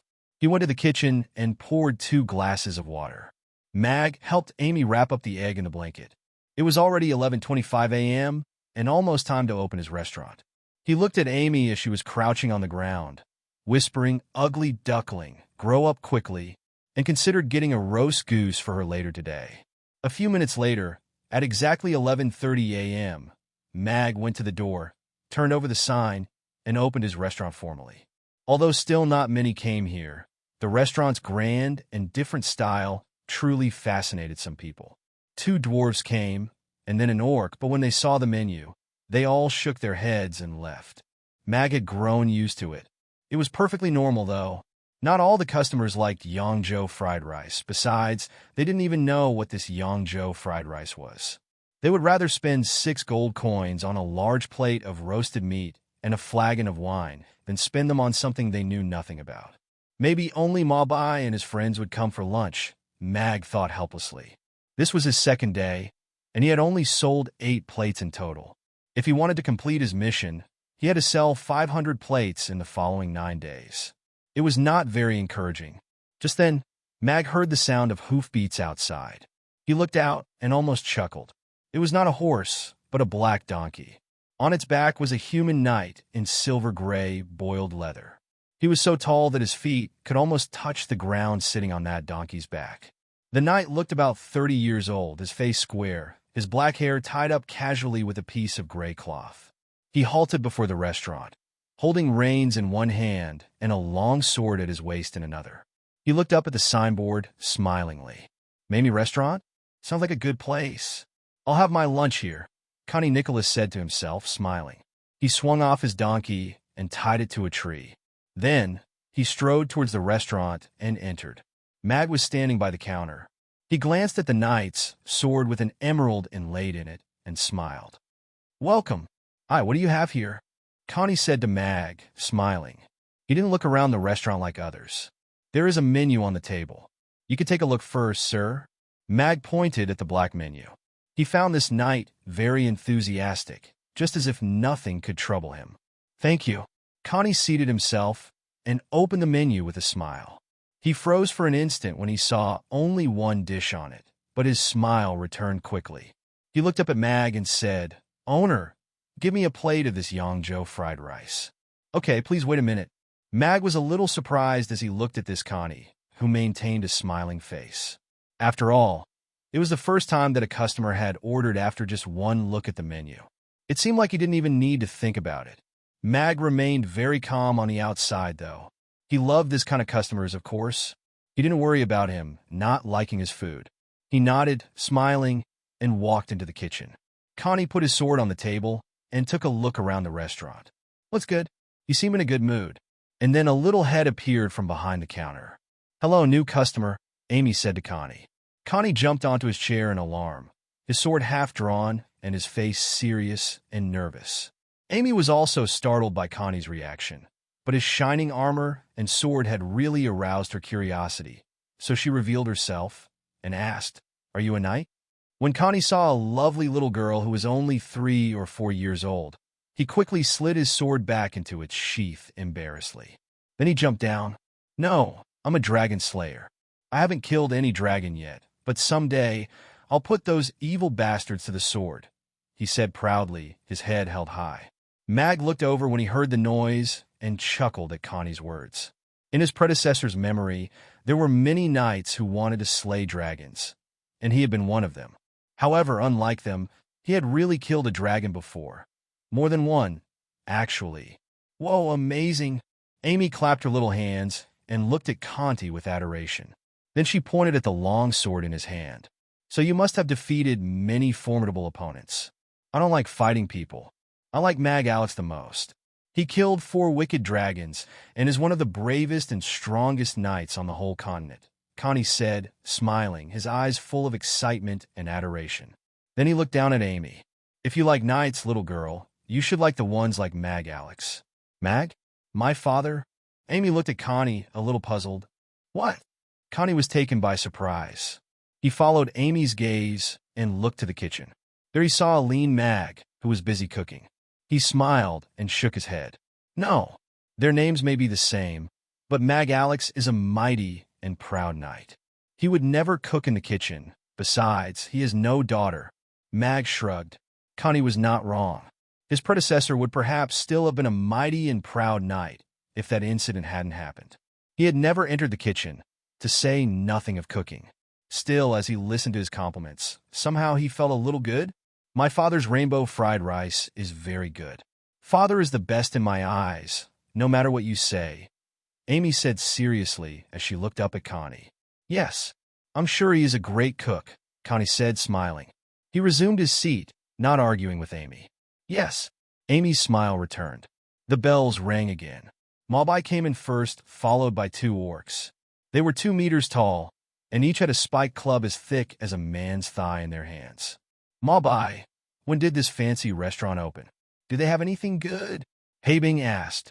He was wearing a necklace with a ring of fangs around his neck, and his voice was so loud that Mag could hear it from the kitchen. It has just opened recently. Of course they have. That's why I brought you here. I won't pay for yours. Just for the record, Malbai said with a mysterious smile. Then he shouted at Mag. Mag, I'm here again. You're much pickier than us. If you say it's good, it must be good, as long as they have meat and stuff to drink. Habing nodded and didn't think much. Haga looked around curiously with a smile. He only grinned when they talked and never spoke a word. Welcome. Mag had just finished processing the ingredients. The rice in the cooker was not ready yet. He walked to the door. Please be seated and take a look at the menu on the table, Mag said, smiling. Mag studied the 2 orcs quietly. They were each wearing a hide around their waists and a top also made of animal hides, showing their long black chest hair. They were a head taller than normal humans. They had brownish black skin, and their fangs were 3 centimeters long, reminding him of the orcs in the Warcraft immediately.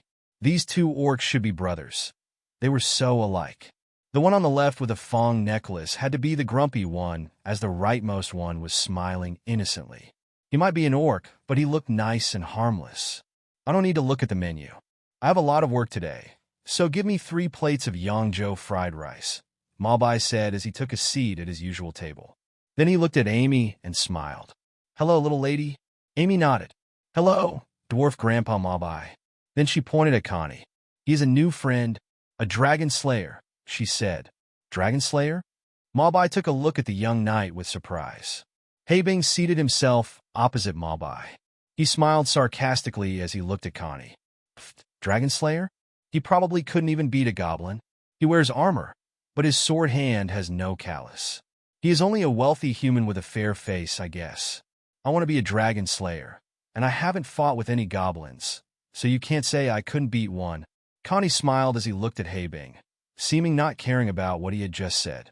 So you're saying you can beat me? Habing stood up and his extremely big muscles hunched, the spiked club in one hand. He stared at Connie with wide eyes. Connie shook his head, smiling. We haven't fought, so I don't think I can't beat you. But I won't fight you. I only fight dragons. He looked past Habing's head and saw a painting on the wall, in which a giant dragon was belching flame. That is what I aim to fight. You false knight, you have really pissed me off. Habing shouted, putting the club on his shoulder. Guys, this is a restaurant, not a fighting pit. Take it outside if you want to fight, Mag said coldly as he walked towards the 2 angry people. Mag was a little angry too. The world without laws is much more chaotic than I've thought. They would fight each other for one insult or another. What if they wrecked the restaurant? Habing turned to Mag and shouted, Shut up. In his eyes, this human must have sided with the knight.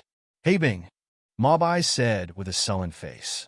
He had planned to bring 2 customers to please Mag and Amy, and hadn't expected this to happen. He felt so embarrassed as he tried to calm his grumpy friend down.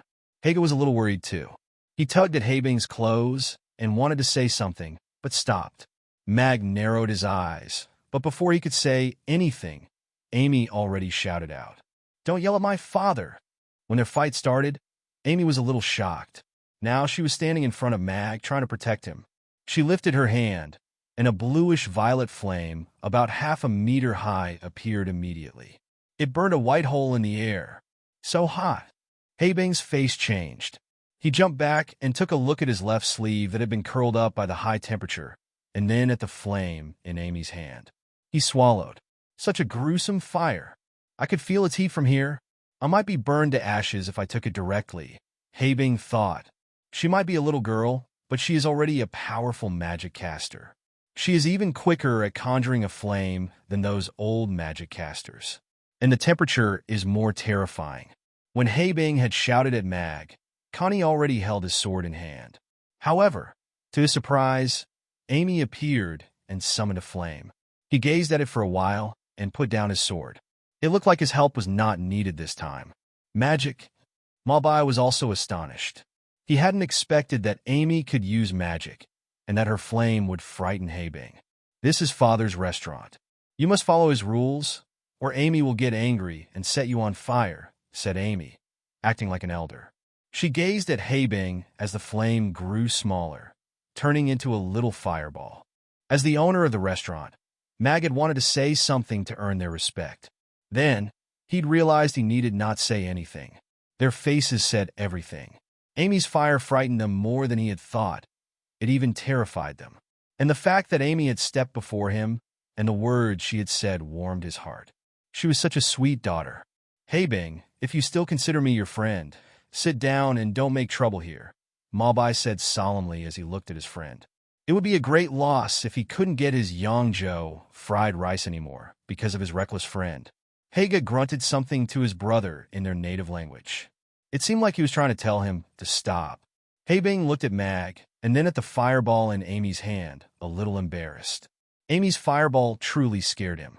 However, it was Mag who scared him even more. Even this little half-elf is this good.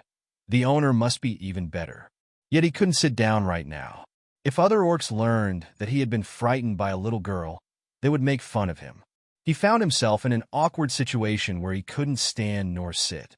Mag only had to look at Habing's face once to know what was on his mind. He wanted to chuckle.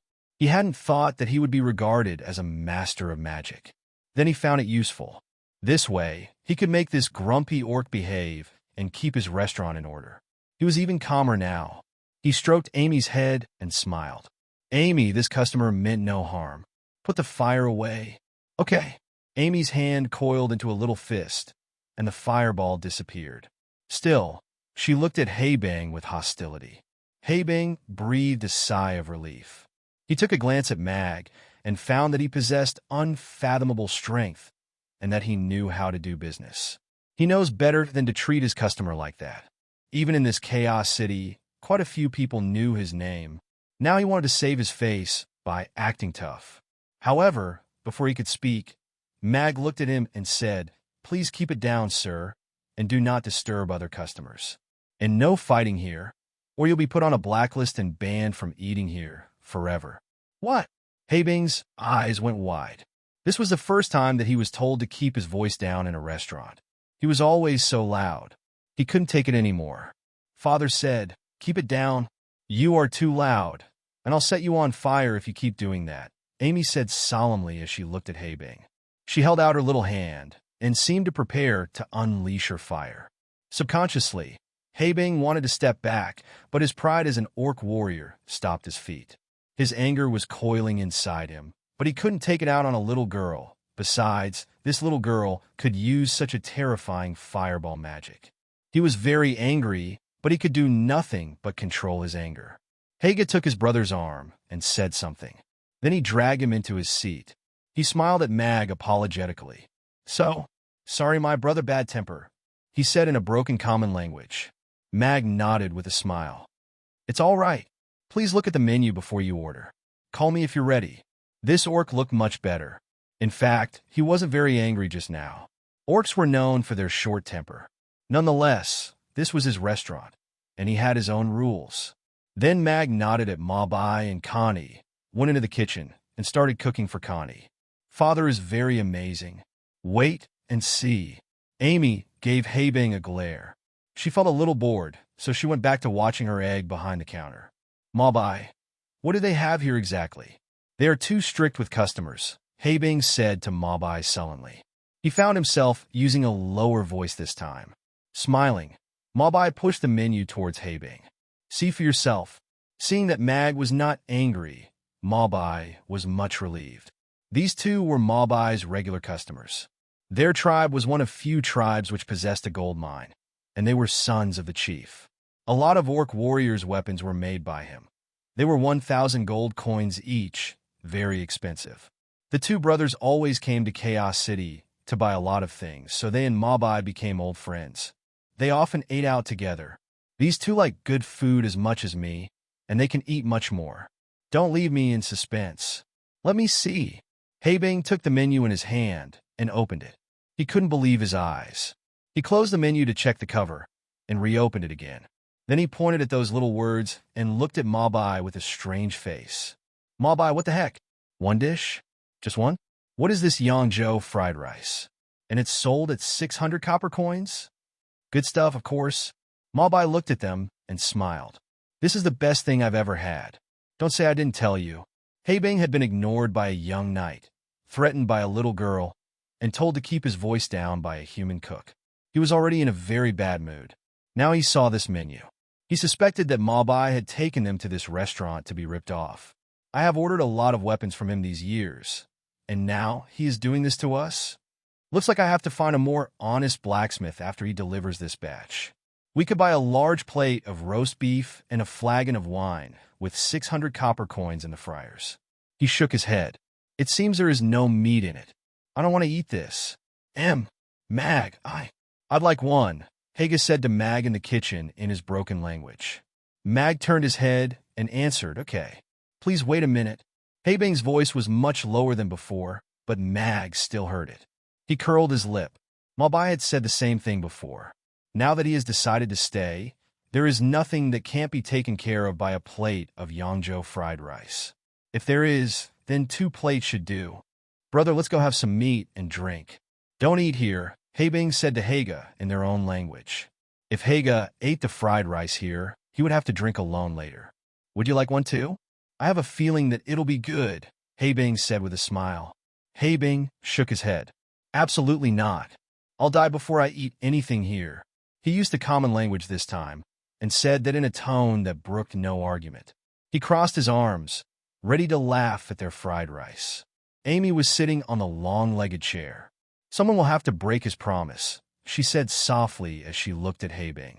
Haebang was a little embarrassed, and Amy's words made him nervous and irritated. I swear on my club that I'll never eat here, he said firmly. Mabai read his mind with ease. It was written all over his face. He didn't say anything, though, and he didn't need to. He just needed to enjoy himself. Connie looked in the direction of the kitchen with expectation, too. His was still smiling as if that little incident had never happened. Soon Mag came out, holding a plate of Yangzhou fried rice. He put it down before Connie and put a spoon on the edge. Please enjoy. Slowly, the strong and pleasant aroma permeated the air. What a good smell. Haebang's face lit up all of a sudden.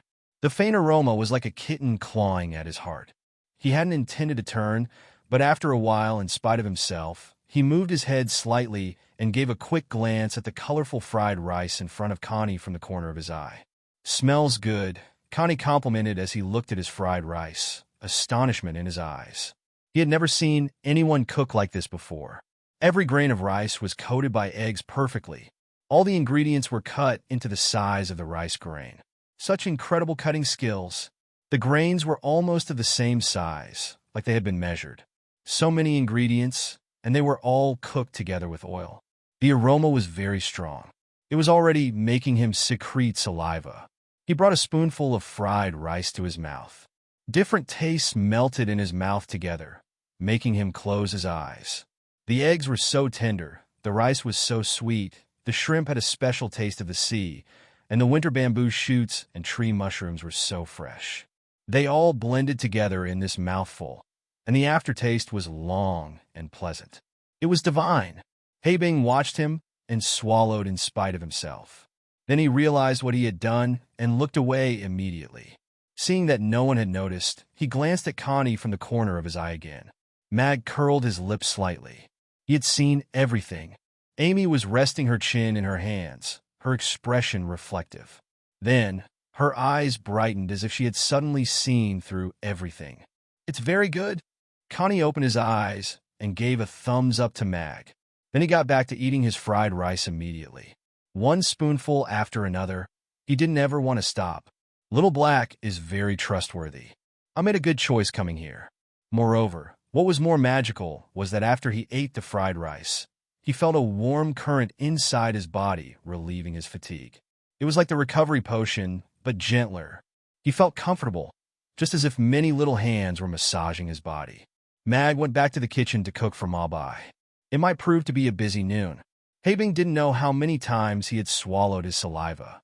He had only glanced out of the corner of his eye in the beginning, but now he was staring at the Yangzhou fried rice before Connie, turning and leaning forward slightly, as if he would pounce on Connie any minute. Connie finished his first plate quickly. He took a look at the empty plate before him and lifted his head. "It's very good. Owner, please give me seconds," he said to Mag in the kitchen. "Okay, please wait a moment," answered Mag. He picked up his pace. "Was good?" Haga looked expectant as he watched Connie finish his Yangzhou fried rice. Despite himself, Habing looked at Connie and asked, "Is it really that good?" Connie nodded, smiling. "I've never had anything better. It's a great loss if you don't try it."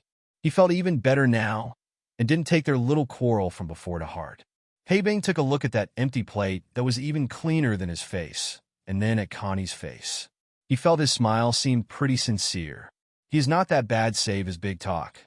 Suddenly, Habing was a little regretful as he reflected on what he had just said. He shouldn't have said it with such a certainty. If I went back on it now, I would lose face and the little girl would definitely laugh at me. "Please enjoy." Mag walked out with Mabai's fried rice and put it down gently before him. It was fresh from the wok, still steaming. The chopped green onions on the top made the colorful fried rice even more appetizing. The strong aroma was tickling Mabai's nose. Seeing as Mag was there, Habing crossed his arms again and looked grim. However, in spite of himself, his eyes were drawn by the Yangzhou fried rice on their table, his nose sniffing vigorously. "Thank you." Mabai had already brought a spoonful to his mouth, chewing with satisfaction. He had eaten a dozen plates by now, but he still believed he could eat it every day as he looked at the fried rice, savoring the pleasant aroma and the intoxicating taste. Mag took a glance at Habing, who was moving his mouth, and then went back to the kitchen, wondering how long the orc would be able to endure. Perhaps the next plate will make him give up. Habing put his arms down as soon as Mag left. He watched while Mabai was eating quickly. "Is it really that good, Mabai?" he asked in a low voice. "Why would I lie to you?" Mabai quirked his mouth and took another bite, feeling the warm current soothing his weariness in his muscles. It felt so comfortable that he wanted to call out. Habing watched Mabai's happy face and couldn't take it anymore. "Let me try it," Habing said as he bent his head over. "Absolutely not." Mabai took his plate away, fearing that he would take it by force. He pointed at the menu on the table. "Order it yourself." "But—" Habing looked at the menu, and then cast a furtive glance over his shoulder at Amy behind the counter, not knowing what to do. "I have sworn on my club, and I'll make a fool of myself if I order now." However, this Yangzhou fried rice smelled really good, and he couldn't hold back his desire to order one as he looked at Connie and Mabai stuffing themselves. If someone wants to order, Amy will have to pretend that she didn't hear what he has just said. After all, Father's rainbow fried rice is too good to say no to it. "You're a real piece of work." Amy sighed as she turned around. "Owner, give me one plate." Habing called out to Mag as he rose to his feet suddenly. Then he sensed that someone was looking at him unkindly and immediately realized he had done something wrong. "Owner, I'd like a plate of Yangzhou fried rice," he repeated in a much lower voice. "Okay, please wait a minute," answered Mag. He found himself chuckling when he turned around. He gave up his pride just to get a plate of Yangzhou fried rice. Father is not mad this time, so I'll let it go. Behind the counter, a small fireball dwindled and died out as Amy clenched her little fist. No one noticed. Mag was becoming quicker and quicker after he cooked for 2 days. He could process the ingredients and make a plate of Yangzhou fried rice in just 5 or 6 minutes. Your Yangzhou fried rice. Please enjoy. Mag put the plate in front of Haga. Thank you, Haga said with a smile. His eyes brightened when he took the first bite. It's so marvelous, like nothing I've ever eaten. He tasted the eggs outside the rice first. How did he do it? Even the swan eggs by the lake wouldn't be this soft and tender. The taste of the eggs is brought out by the rice. The sweet rice is combined perfectly with the eggs. Other ingredients are very tasteful too. The ham, which had been salted for many years, releases juice as I chew on it. The shrimp have a taste of the ocean, and the grain-sized mushrooms, winter bamboo shoots, green peas, and green onions are so sweet. All the ingredients are combined perfectly, and together they create a unique taste, which lingers in the mouth long after I swallow. Haibing was swallowing ceaselessly. Brother, let me try it. He leaned close and looked at Haibing expectantly. Haibing was the nicest brother he had, and he would normally give it to him when he found something good to eat. No. Haga took his plate and turned away from him, just like Mabai had done. His spoon clattered on the plate, and he stuffed himself quickly and unceasingly. Haibing wouldn't give up that easily. I am your little brother. You always give me something to eat, Haibing said, circling around him. Haibing stopped eating and swallowed the fried rice in his mouth.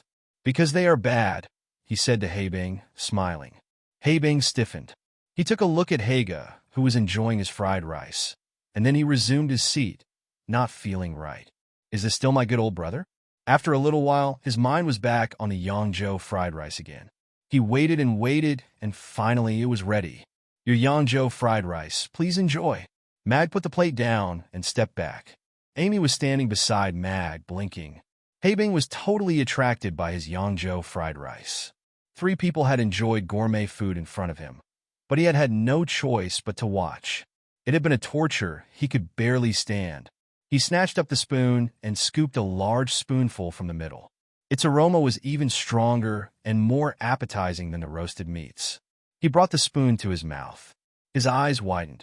How can something taste this good? Different tastes were dancing on his tongue. He felt so good that it seemed his body and soul were screaming, "Eat! Eat, eat!" One spoonful after another. He wanted to swallow the whole plate. He finished it in no time. Is it good, loud voice? Amy asked Haibing. Haibing held the plate in one hand and the spoon in another. He got a weird nickname suddenly, but still he nodded, smiling. It's very good. If you want to eat it again, do not be so loud, or we won't sell it to you. Amy sounded like a grown-up. She crossed her arms. Haibing nodded quickly. I won't. I promise. He was not nearly as grumpy as when he'd first come. He could only think about Yangzhou fried rice right now. One plate was far from enough. He would regret it for the rest of his life if he got kicked out because of his loud voice. Did the 600 copper coins or his face or his vow matter right now? No, they didn't matter at all in front of such a plate of Yangzhou fried rice. Of course, it was also because Amy was such a lovely and terrifying little girl. If someone else had said those words to him, he would pick up his club and fight to uphold his honor as an orc. And he would strike himself first before he fought Amy. Amy nodded. It seemed she liked Haibing's answer. She climbed onto the long-legged chair again and smiled at Mag cheerfully. Mag chuckled and stroked Amy's head. The little thing was trying to maintain order. She was so adorable and unexpectedly helped a lot. He went back into the kitchen. One more plate, the customers called out over and over again, and Mag slaved away in the kitchen for almost a whole noon. The pleasant aroma brought more customers. They watched as Mabai, Haibing, Haga, and Connie were stuffing themselves, intoxicated. Some even ordered a plate in spite of the high price, and after the first plate, they couldn't help but ask for seconds. Haibing belched. Owner, you must be a genius. How can you make something as good as this? We'll come again for dinner. After 5 plates, he was finally stuffed. Mag put the fried rice before a customer and nodded, smiling. He felt so good to conquer the customers with his food. 5 plates. 5 630. 30 gold coins, please, Amy said to Habing as she held out her hands. Habing smiled. Little girl, we're together. Then it will be... Amy cocked her head to one side and thought for a moment. 60 gold coins, she called out delightedly just when Mag wanted to give her a hint. Here, 6 dragon coins. Habing pulled the coins from his pocket and put them on Amy's hand. Then he rose from the table and reached out his hand. Mag, right? I'm Habing, and this is my brother Haga. Sorry about before. Do you have another brother called Hakiwi one? Mag asked after he shook his hand gently. What? The two brothers asked, wondering. Nothing. Please come again. Mag smiled awkwardly and didn't explain. It was already 1:35 p.m. when Mag showed the last customer out. In fact, one customer wanted another plate, but Mag turned him down politely. His opening hours were over, and he deserved some rest. Besides, he and Amy still hadn't had a bite. Father, we sold 24 plates at noon, and we have made 10 dragon coins and 44 gold coins. We have a lot of coins. Amy clapped her little hands cheerfully as she looked at Mag, her eyes shining. 24 plates? Mag was also a little surprised. To be sure, he cooked for a whole noon, but he hadn't expected to sell this many. He was very glad that more customers had come at noon, and they would probably come for dinner. If they recommended this place to others like Mabai had done, perhaps even more would come in the evening. Mag calculated that if this kept up, he could make 3,000 gold coins in less than 10 days. Thus he stopped worrying about getting back to the disabled shape. He breathed a sigh of relief and watched as Amy counted the coins delightedly. Amy has done a great job today. I'll go make the rainbow fried rice for you. You must be hungry, said Mag, smiling. Amy nodded miserably as she brushed her stomach. Thank you, Father. Amy's tummy is flat from hunger, Amy said with a twist of her mouth. It will be ready in no time. Mag stroked Amy's head. His heart ached a little as he strode towards the kitchen quickly. After a little while, he came out with the appetizing fried rice. Amy ran to wash her hands. She dried them off, sat on the chair, and spooned a spoonful of fried rice. Father has worked for a whole noon. You must be hungrier than Amy, so you have to eat the first bite. Then Amy will eat, Amy said as she looked up at Mag. He nodded. Okay. Amy's sincere little face warmed Mag's heart. He stooped down and ate it with a smile. Now go ahead and eat. I'll make another plate. Amy nodded meekly. She took the spoon and started eating happily. After lunch, Mag cleaned the restaurant carefully. He wiped each and every table clean with a wet towel and then a dry one. Not a trace of any oil stain remained. Then he walked up to Amy, who was whispering to the big egg behind the counter, and said a few sweet words to make her sleep. Then he took a nap himself. Mag and Amy had their dinner before they opened in the evening. Otherwise, they might not be able to eat until after 9 p.m., which would be too late. Mabai was waiting outside the door. Haga and Habing came shortly after he opened, and a little while later, Connie arrived with his donkey. Habing had been very hostile towards Connie at noon, but now he nodded at him and reflected for a while. I think maybe you really can kill a dragon. I've heard the best human knight Mag Alex disdains to fight humans unless in battle. Are you paying your respects this way? He asked in a low voice. Connie nodded, smiling. Yes, he's the man I look up to and my aim. I'll become a dragon slayer like him someday. His eyes were shining with enthusiasm. Young man, dozens of young knights who came to my shop said the same thing to me.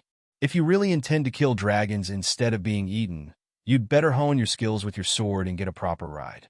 Mag Alex didn't kill dragons on a black donkey, Mabai said with a smile. Connie shook his head, smiling. Little Black is my old friend. He has been with me for many years, he said. I'll go to the town of Two Towers next month. I've heard that an evil red dragon is attacking the town again. I'd like to try my luck there. Mag listened to them talking about him as he cooked. He felt rather good because his legends were still catching on with others even though he was not a knight anymore. Technically, it was his predecessor that they were talking about, but their souls and memories were intertwined to some extent, so it was not wrong to say those legends were his. It was true that his ride was not a donkey, but a griffin, the only purple-striped griffin in the whole Roth Empire. More customers came for dinner as Mag had expected. Old customers brought new ones. Some passersby were also attracted by the grand restaurant. They couldn't help but order as they saw others enjoying the good food. Owner, one more plate. Sorry, our opening hours are over. Please come back tomorrow. Mag showed the last customer out with a smile, turned over the sign, and closed the door. He let out his breath in a long sigh. His opening hours in the evening seemed to be a little too long. Father, guess how many plates of rainbow fried rice we have sold tonight? Amy asked. Mag pondered for a while and said, 40 plates? Amy shook her head. She grabbed up a fistful of dragon coins excitedly. No, 45 plates. We made 20 dragon coins and 70 gold coins today. Then we've sold 71 plates of Yangzhou fried rice today. Not bad. Mag smiled happily. That is 426 gold coins. Subtract the costs, and we have earned at least 213 gold coins. Amy nodded. Yes. Then she looked at Mag. Father, your rainbow fried rice is so good, but why don't you make other dishes? I'm sure they are good too, Amy said, her face wondering and expectant. Mag froze for an instant. Then he understood immediately as he looked at her face. She had probably grown tired of the Yangzhou fried rice. To be sure, Yangzhou fried rice was good, but it was not very pleasant to eat it 3 times a day. Amy had to feel the same, maybe after several days. Mag was also a little upset as he looked at Amy's face, but he had no choice. The Rigiamo could only be unlocked after he completed this mission, and at the current pace, he needed at least 6 more days. I see. Amy was a little disappointed. How can I get those 2,500 gold coins quickly? Mag thought as he looked at Amy. It was not a small amount of money. Then his eyes brightened suddenly. System, can I start a crowdfunding campaign? Please take your mission seriously and complete it the normal way. Make your way towards the god of cookery steadily, the system said grimly. Please repeat the mission's objective, Mag said quietly. The host has to buy 3,000 gold coins worth of ingredients with cash in 10 days. Completing the mission will unlock the new recipe, Laji Rugiamo. Failing it will lead to strength minus 0.5. So, why can't I start crowdfunding? Mag asked. The system fell silent for a long time. Finally, it said, please complete your mission in a normal way. Crowdfunding would cause serious problems for system. The system seemed a little offended. I don't care. I'll start the crowdfunding campaign tomorrow and raise 3,000 gold coins. Then I'll use the money to buy the ingredients. Mag paused a moment. 3,000 gold coins, cash, he said calmly. Deal, the system answered instantly. Mag curled his lip. The system indeed has no principles. He smiled and stroked Amy's head. I'll make Laji Rugiamo for you the day after tomorrow. Okay. Laji Rugiamo? Amy's eyes lit up immediately. What is that, father? She asked curiously as she looked at Mag. It tastes 100-fold better than pancakes. You'll know when you wake up that morning. Mag kept her in suspense and didn't say much. Then it must be very good. Amy looked at Mag expectantly, thinking about the taste which was 100-fold better than pancakes. Yes. Go wash up, change into your sleepwear, and lie in bed. I'll tell you a story after I do the dishes and clean the restaurant. Mag took back his hand. Okay. Amy nodded meekly. She climbed down the long-legged chair, squatted on the floor beside the egg, and patted it softly. Sleep well, ugly duckling, and hatch out quickly, she said in a serious voice. Then she climbed the stairs with some effort on her short legs. Mag chuckled and took a look at the big egg, feeling a little sorry for the little creature that had been named Ugly Duckling before it even hatched. Mag put the dishes in the dishwasher, wiped the 16 tables clean, and mopped the floor. He smiled as he looked at his restaurant that was clean and tidy. He was a little tired, but he felt fulfilled. It could be considered his form of exercise, and he didn't need any employees for now. When Mag turned off the lights and went upstairs, Amy was already asleep in her purple bear sleepwear. Her beautiful eyelashes were slightly moving, and she looked like a little angel. Mag put her little hand under the quilt and tucked her in. The little thing seemed very sleepy today. System, I want to buy a pair of pajamas and make sure they have a big brown bear, Mag said in his mind. I'll pay in cash. Your sleepwear is in your wardrobe. Mag opened his wardrobe. Inside, He found a pair of fuzzy brown pajamas with a big bear on the front. Mag nodded contentedly. Good. He picked them up and went to the bathroom. He would never have worn pajamas like these in his previous life. Not for 1 second would he even entertain the idea of wearing them. Yet, right now he thought, Amy will be very happy when she sees this in the morning. Mag took a bath, changed into his sleepwear, and walked to the bedroom. He pondered on the crowdfunding campaign. This concept must be beyond the people in this world. Besides, the restaurant has only operated for 2 days. It's not easy to raise such a large amount of money. After a while, Mag had a general idea. The customers that came to his restaurant these days could be seen as members of the middle class. They had some money. He had learned some information from their talks. Mabai was one of the few dwarf craftsmen in Chaos City. His work was worth 1,000 gold coins each. He ate 2 plates of Yangzhou fried rice 3 times a day. He liked its taste and probably also liked its effect on his muscles. He could become a long-term customer. Heibing and Haga were an orc chief's 2 sons, responsible for making purchases for their tribe. They were wealthy enough to afford the weapons for their warriors from Mabai, which made Mag think of the police in Dubai, who were equipped with supercars as their patrol cars. As for Connie, he didn't reveal too much information, but his accessories that he showed casually, except for his donkey, proved he was definitely wealthy, maybe a rich second generation. He still remembered the elf lady from yesterday. Since she didn't come back, she might not have much money in her pocket, so Mag didn't count her in. There were still a few others who had come today. Mag didn't know much about them, so it would be too forward for him to ask them. Therefore, he didn't count them in either. Mag had made up his mind. He took a look at his sleeping girl, turned off the light, and fell asleep quickly. After a good night's sleep, Mag opened his eyes in the morning and saw a little girl standing by his bedside. She was looking at him with a pleasant surprise, her little mouth slightly open. Our Amy woke up so early. Mag sat up and stroked Amy's hair, smiling. Yes, father's clothes have a bear like mine, and it's a big bear. Amy's bear is small, so it's little bear and her father. Amy asked as she pointed at the big bear on Mag's sleepwear. Mag nodded, smiling. Yes, do you like it? Amy threw herself into Mag's arms, rubbed his chest with her face, and narrowed her eyes in comfort. Yes, I love it. It's so soft and warm. Mag looked at Amy, who was leaning on his chest like a cat, and felt his heart was going to melt. He played with her for a while before he washed up and went downstairs with her. When they were downstairs, Amy disentangled herself from Mag, stroked her a hogue, and looked at him. Other fathers all tie up their daughter's hair. When will you be able to tie my hair, father? She pouted. I'll learn. Mag scratched his head awkwardly. It was a difficult problem for him. If today's crowdfunding campaign goes well, I'll buy the experience bag for braiding hair first, and then I can do any hairstyle she wants. Father, you can do it, I'm sure. Amy clenched her little fist and gave him an encouraging look. Mag nodded, a little amused. Thank you.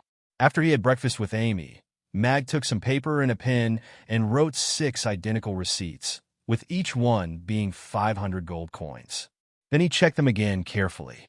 By then, it was already time to open his restaurant, so he went to the door and opened it. Business was good yesterday, Mag. Mabai came here first again. He took a seat at his usual table.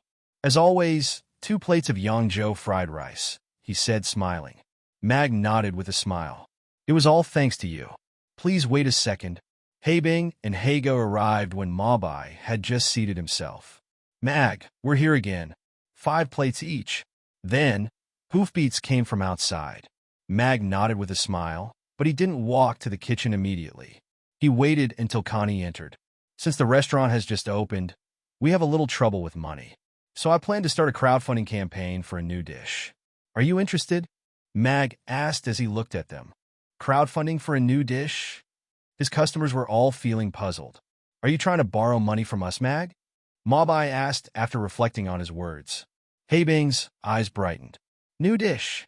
Mag, are you planning to sell another dish? Sure, the Yangzhou fried rice was good, but if he was given a chance to try other food that was as delicious, he would gladly take it. Connie and Hago were looking at Mag, wondering. This man is kind, but he always keeps his distance. He seems a little strange, wanting to borrow money from people that he has known for only one day. Yes, Mag nodded, smiling. But the necessary appliances and ingredients cost money. I can make enough money this month, but I want to add this new dish to the menu sooner, so now I'm starting this crowdfunding campaign. You can look at it as lending out money to me. It's completely up to you. Then Mag put the 6 receipts he had just prepared on the table. One receipt is worth 500 gold coins. If you buy one, you'll gain the prior right to try the new dish and get 2 plates of Yangzhou fried rice for free. This money can be used to pay for your expense in the restaurant. And at the end of the month, all the remaining money will be returned, he continued. 500 gold coins is not enough to buy 100 plates of Yangzhou fried rice, and we'll stay in this chaos city for a month. And more importantly, I'd like to try the new dish as soon as possible. Give me 2 receipts, Heibing said as he took 2 receipts from the table brusquely. Then he put a purse on the table. This is 100 dragon coins. Thank you. Mag took a look at the bulging purse and nodded with a smile, showing little excitement. Malbai thought for a while and took 2 receipts too. Then I'll have 2 receipts too. If I eat 6 plates a day, this money could almost last me a month. Plus, I get 4 plates for free. Then he turned to Mag. I don't have enough money with me right now, Mag, but I'll bring it to you after breakfast. Mag nodded. Okay, thank you. He had raised 2,000 gold coins in an instant. I'll have one as well. Please tell me in advance when you have a new dish on menu. Connie smiled as he rose to his feet. He pulled 2 fistfuls of dragon coins from the purse at his waist and counted out 50 coins. I won. Haga took the last one with a smile. Pay for me. I'll pay you back, he said in another language as he gave his brother's shoulder a pat. Don't you have money? Heibing asked, a little surprised. I like spending others' money first, Haga answered with a smile. Heibing didn't know what to say. He had no choice but to put 50 more dragon coins on the table, feeling his brother had become a little strange. Amy looked at the shining dragon coins that were piled up like a little mountain. Father, these coins are ours? She looked at Mag, her little mouth slightly open. No. Mag shook his head, smiling. These customers lend us this money for our new dish. They just leave the money with us temporarily. This way, Amy will be able to eat the new food early. Amy cast Heibing an appreciative glance. Loud voice is very good today. Then she started counting the coins cheerfully. Heibing felt a little happy at first, but then he smiled awkwardly when he realized that maybe he shouldn't be so happy. Mag looked at his 4 customers with a smile. Thank you all for your money. I'll introduce my new dish quickly and notify you of the progress. You'll be able to try the new dish in a day or 2 if nothing goes wrong. No matter. I'm sure it'll be very good. Heibing waved his hand indifferently. Then he asked out of curiosity, is there meat in it? Big pieces of meat. I like big pieces of meat. There is meat, and that's all I can say right now, Mag answered with a smile, trying to maintain an air of mystery. Anything where meat is involved. We're hungry. It's time to eat our breakfast. Heibing was still a little curious, but seeing that Mag didn't want to say much, he refrained from asking. In fact, it was mainly because he had suddenly felt Amy's stare. Mag put the money in the drawer.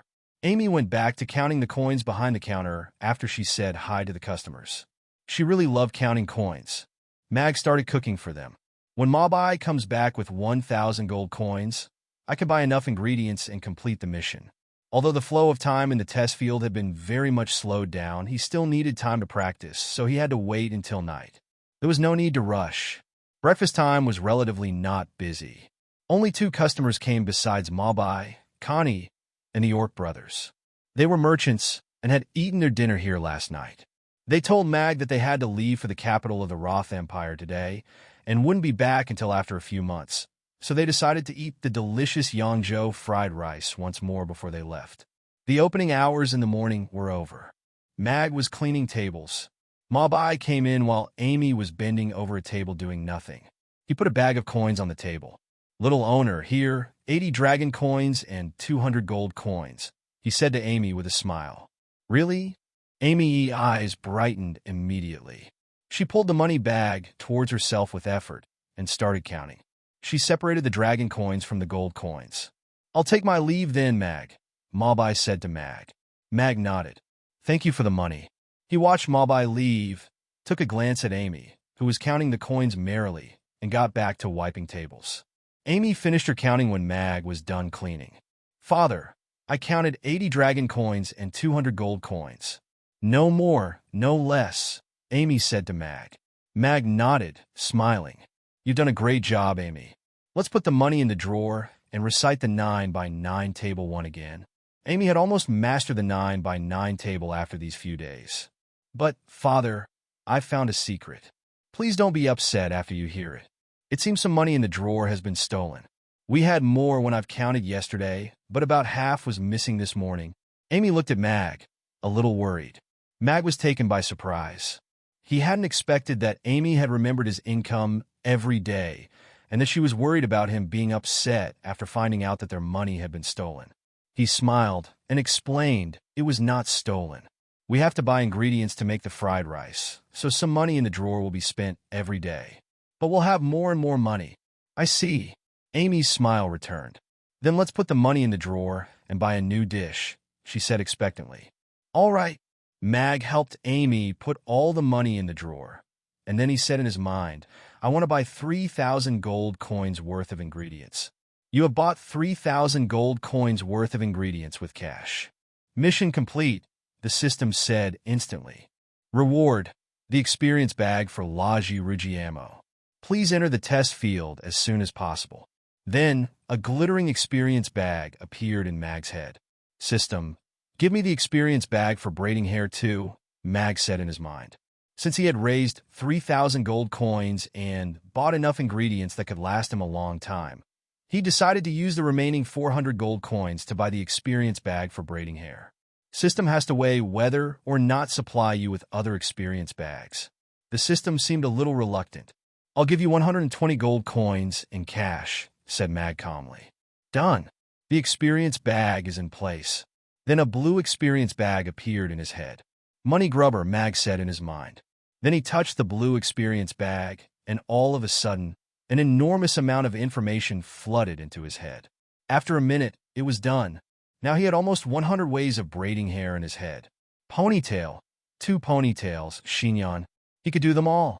The system's experience bags were really great.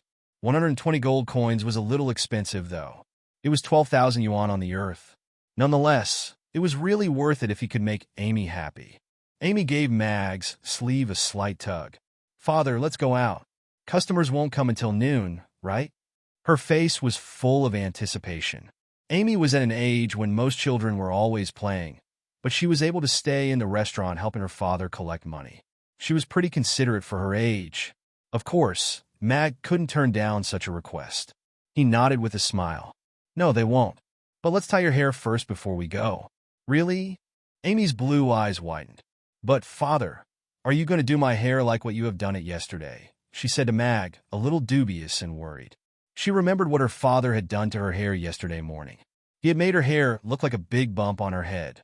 She would definitely have been laughed at by other children if she had gone out like that day. Mag was a little embarrassed as he remembered his work. No, it's just I have remembered a super pretty hairstyle just now. It will be perfect.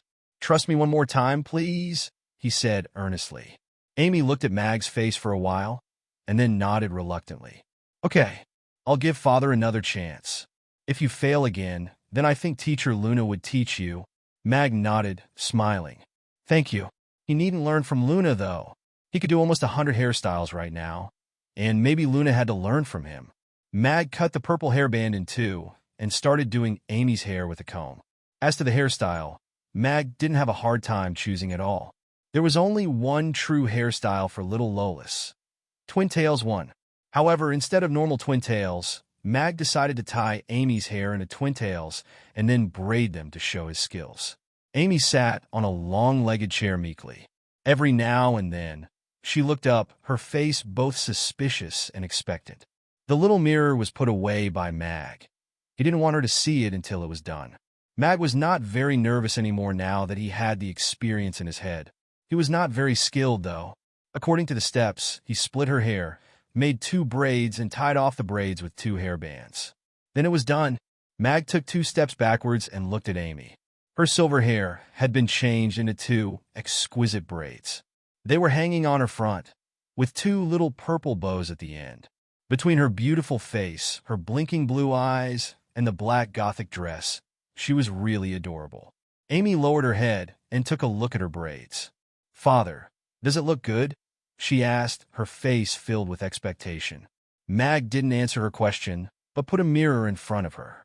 "See for yourself." "Wow!" Amy looked at herself in the mirror, her mouth wide open. She blinked as if she could not believe her eyes. After a while, she turned to Mag and said adoringly, "Father, this hairstyle is so beautiful. You're even better than Teacher Luna. You're so amazing." Mag nodded calmly. "It's a piece of cake. I can change your hairstyle every day. Come on, let's go." He lifted her down from the chair, untied his apron, and put several gold coins in his pocket. Then he took her hands in his own and walked out. "Okay." Amy looked up at Mag as she played with her braids. "Father is able to do anything. He is so incredible." Mag stayed very calm while his little girl was looking adoringly at him, but on the inside, he was really delighted. The 120 gold coins was really worth it. Amy stopped at the magic potion shop. "Father, look. That stupid bird is wearing leaves as clothes. It seems he has no feathers," Amy said in surprise as she pointed at the birdcage. Mag turned to look in surprise. That stupid crow was still alive and had a new cage. Only the feathers on his head survived Amy's fireball. 2 leaves were covering his important parts like a loincloth. He was staring back at them, very hilarious. "Lowly, you two, you have burnt down my palace and destroyed my precious robe. What do you want now?" the crow said angrily, but there was weakness in his voice. "Stupid bird, be good, or I'll set you on fire," Amy said grimly as she watched that crow. "Stop, stop, stop." The bird jumped nervously on his stick. Then he held out his wing and said, "Well, seeing that you're reasonably adorable, I'll allow you to address me as Fama Odinben. You don't need to bow when you see me, and don't worry about my robe and palace anymore." Mag wanted to chuckle as he looked at the crow that was forced to compromise. It seemed he was afraid of Amy too. "You can call him Black Coal," the green parrot cut in. Then she nodded at Mag and Amy. "And call me Sunny, please."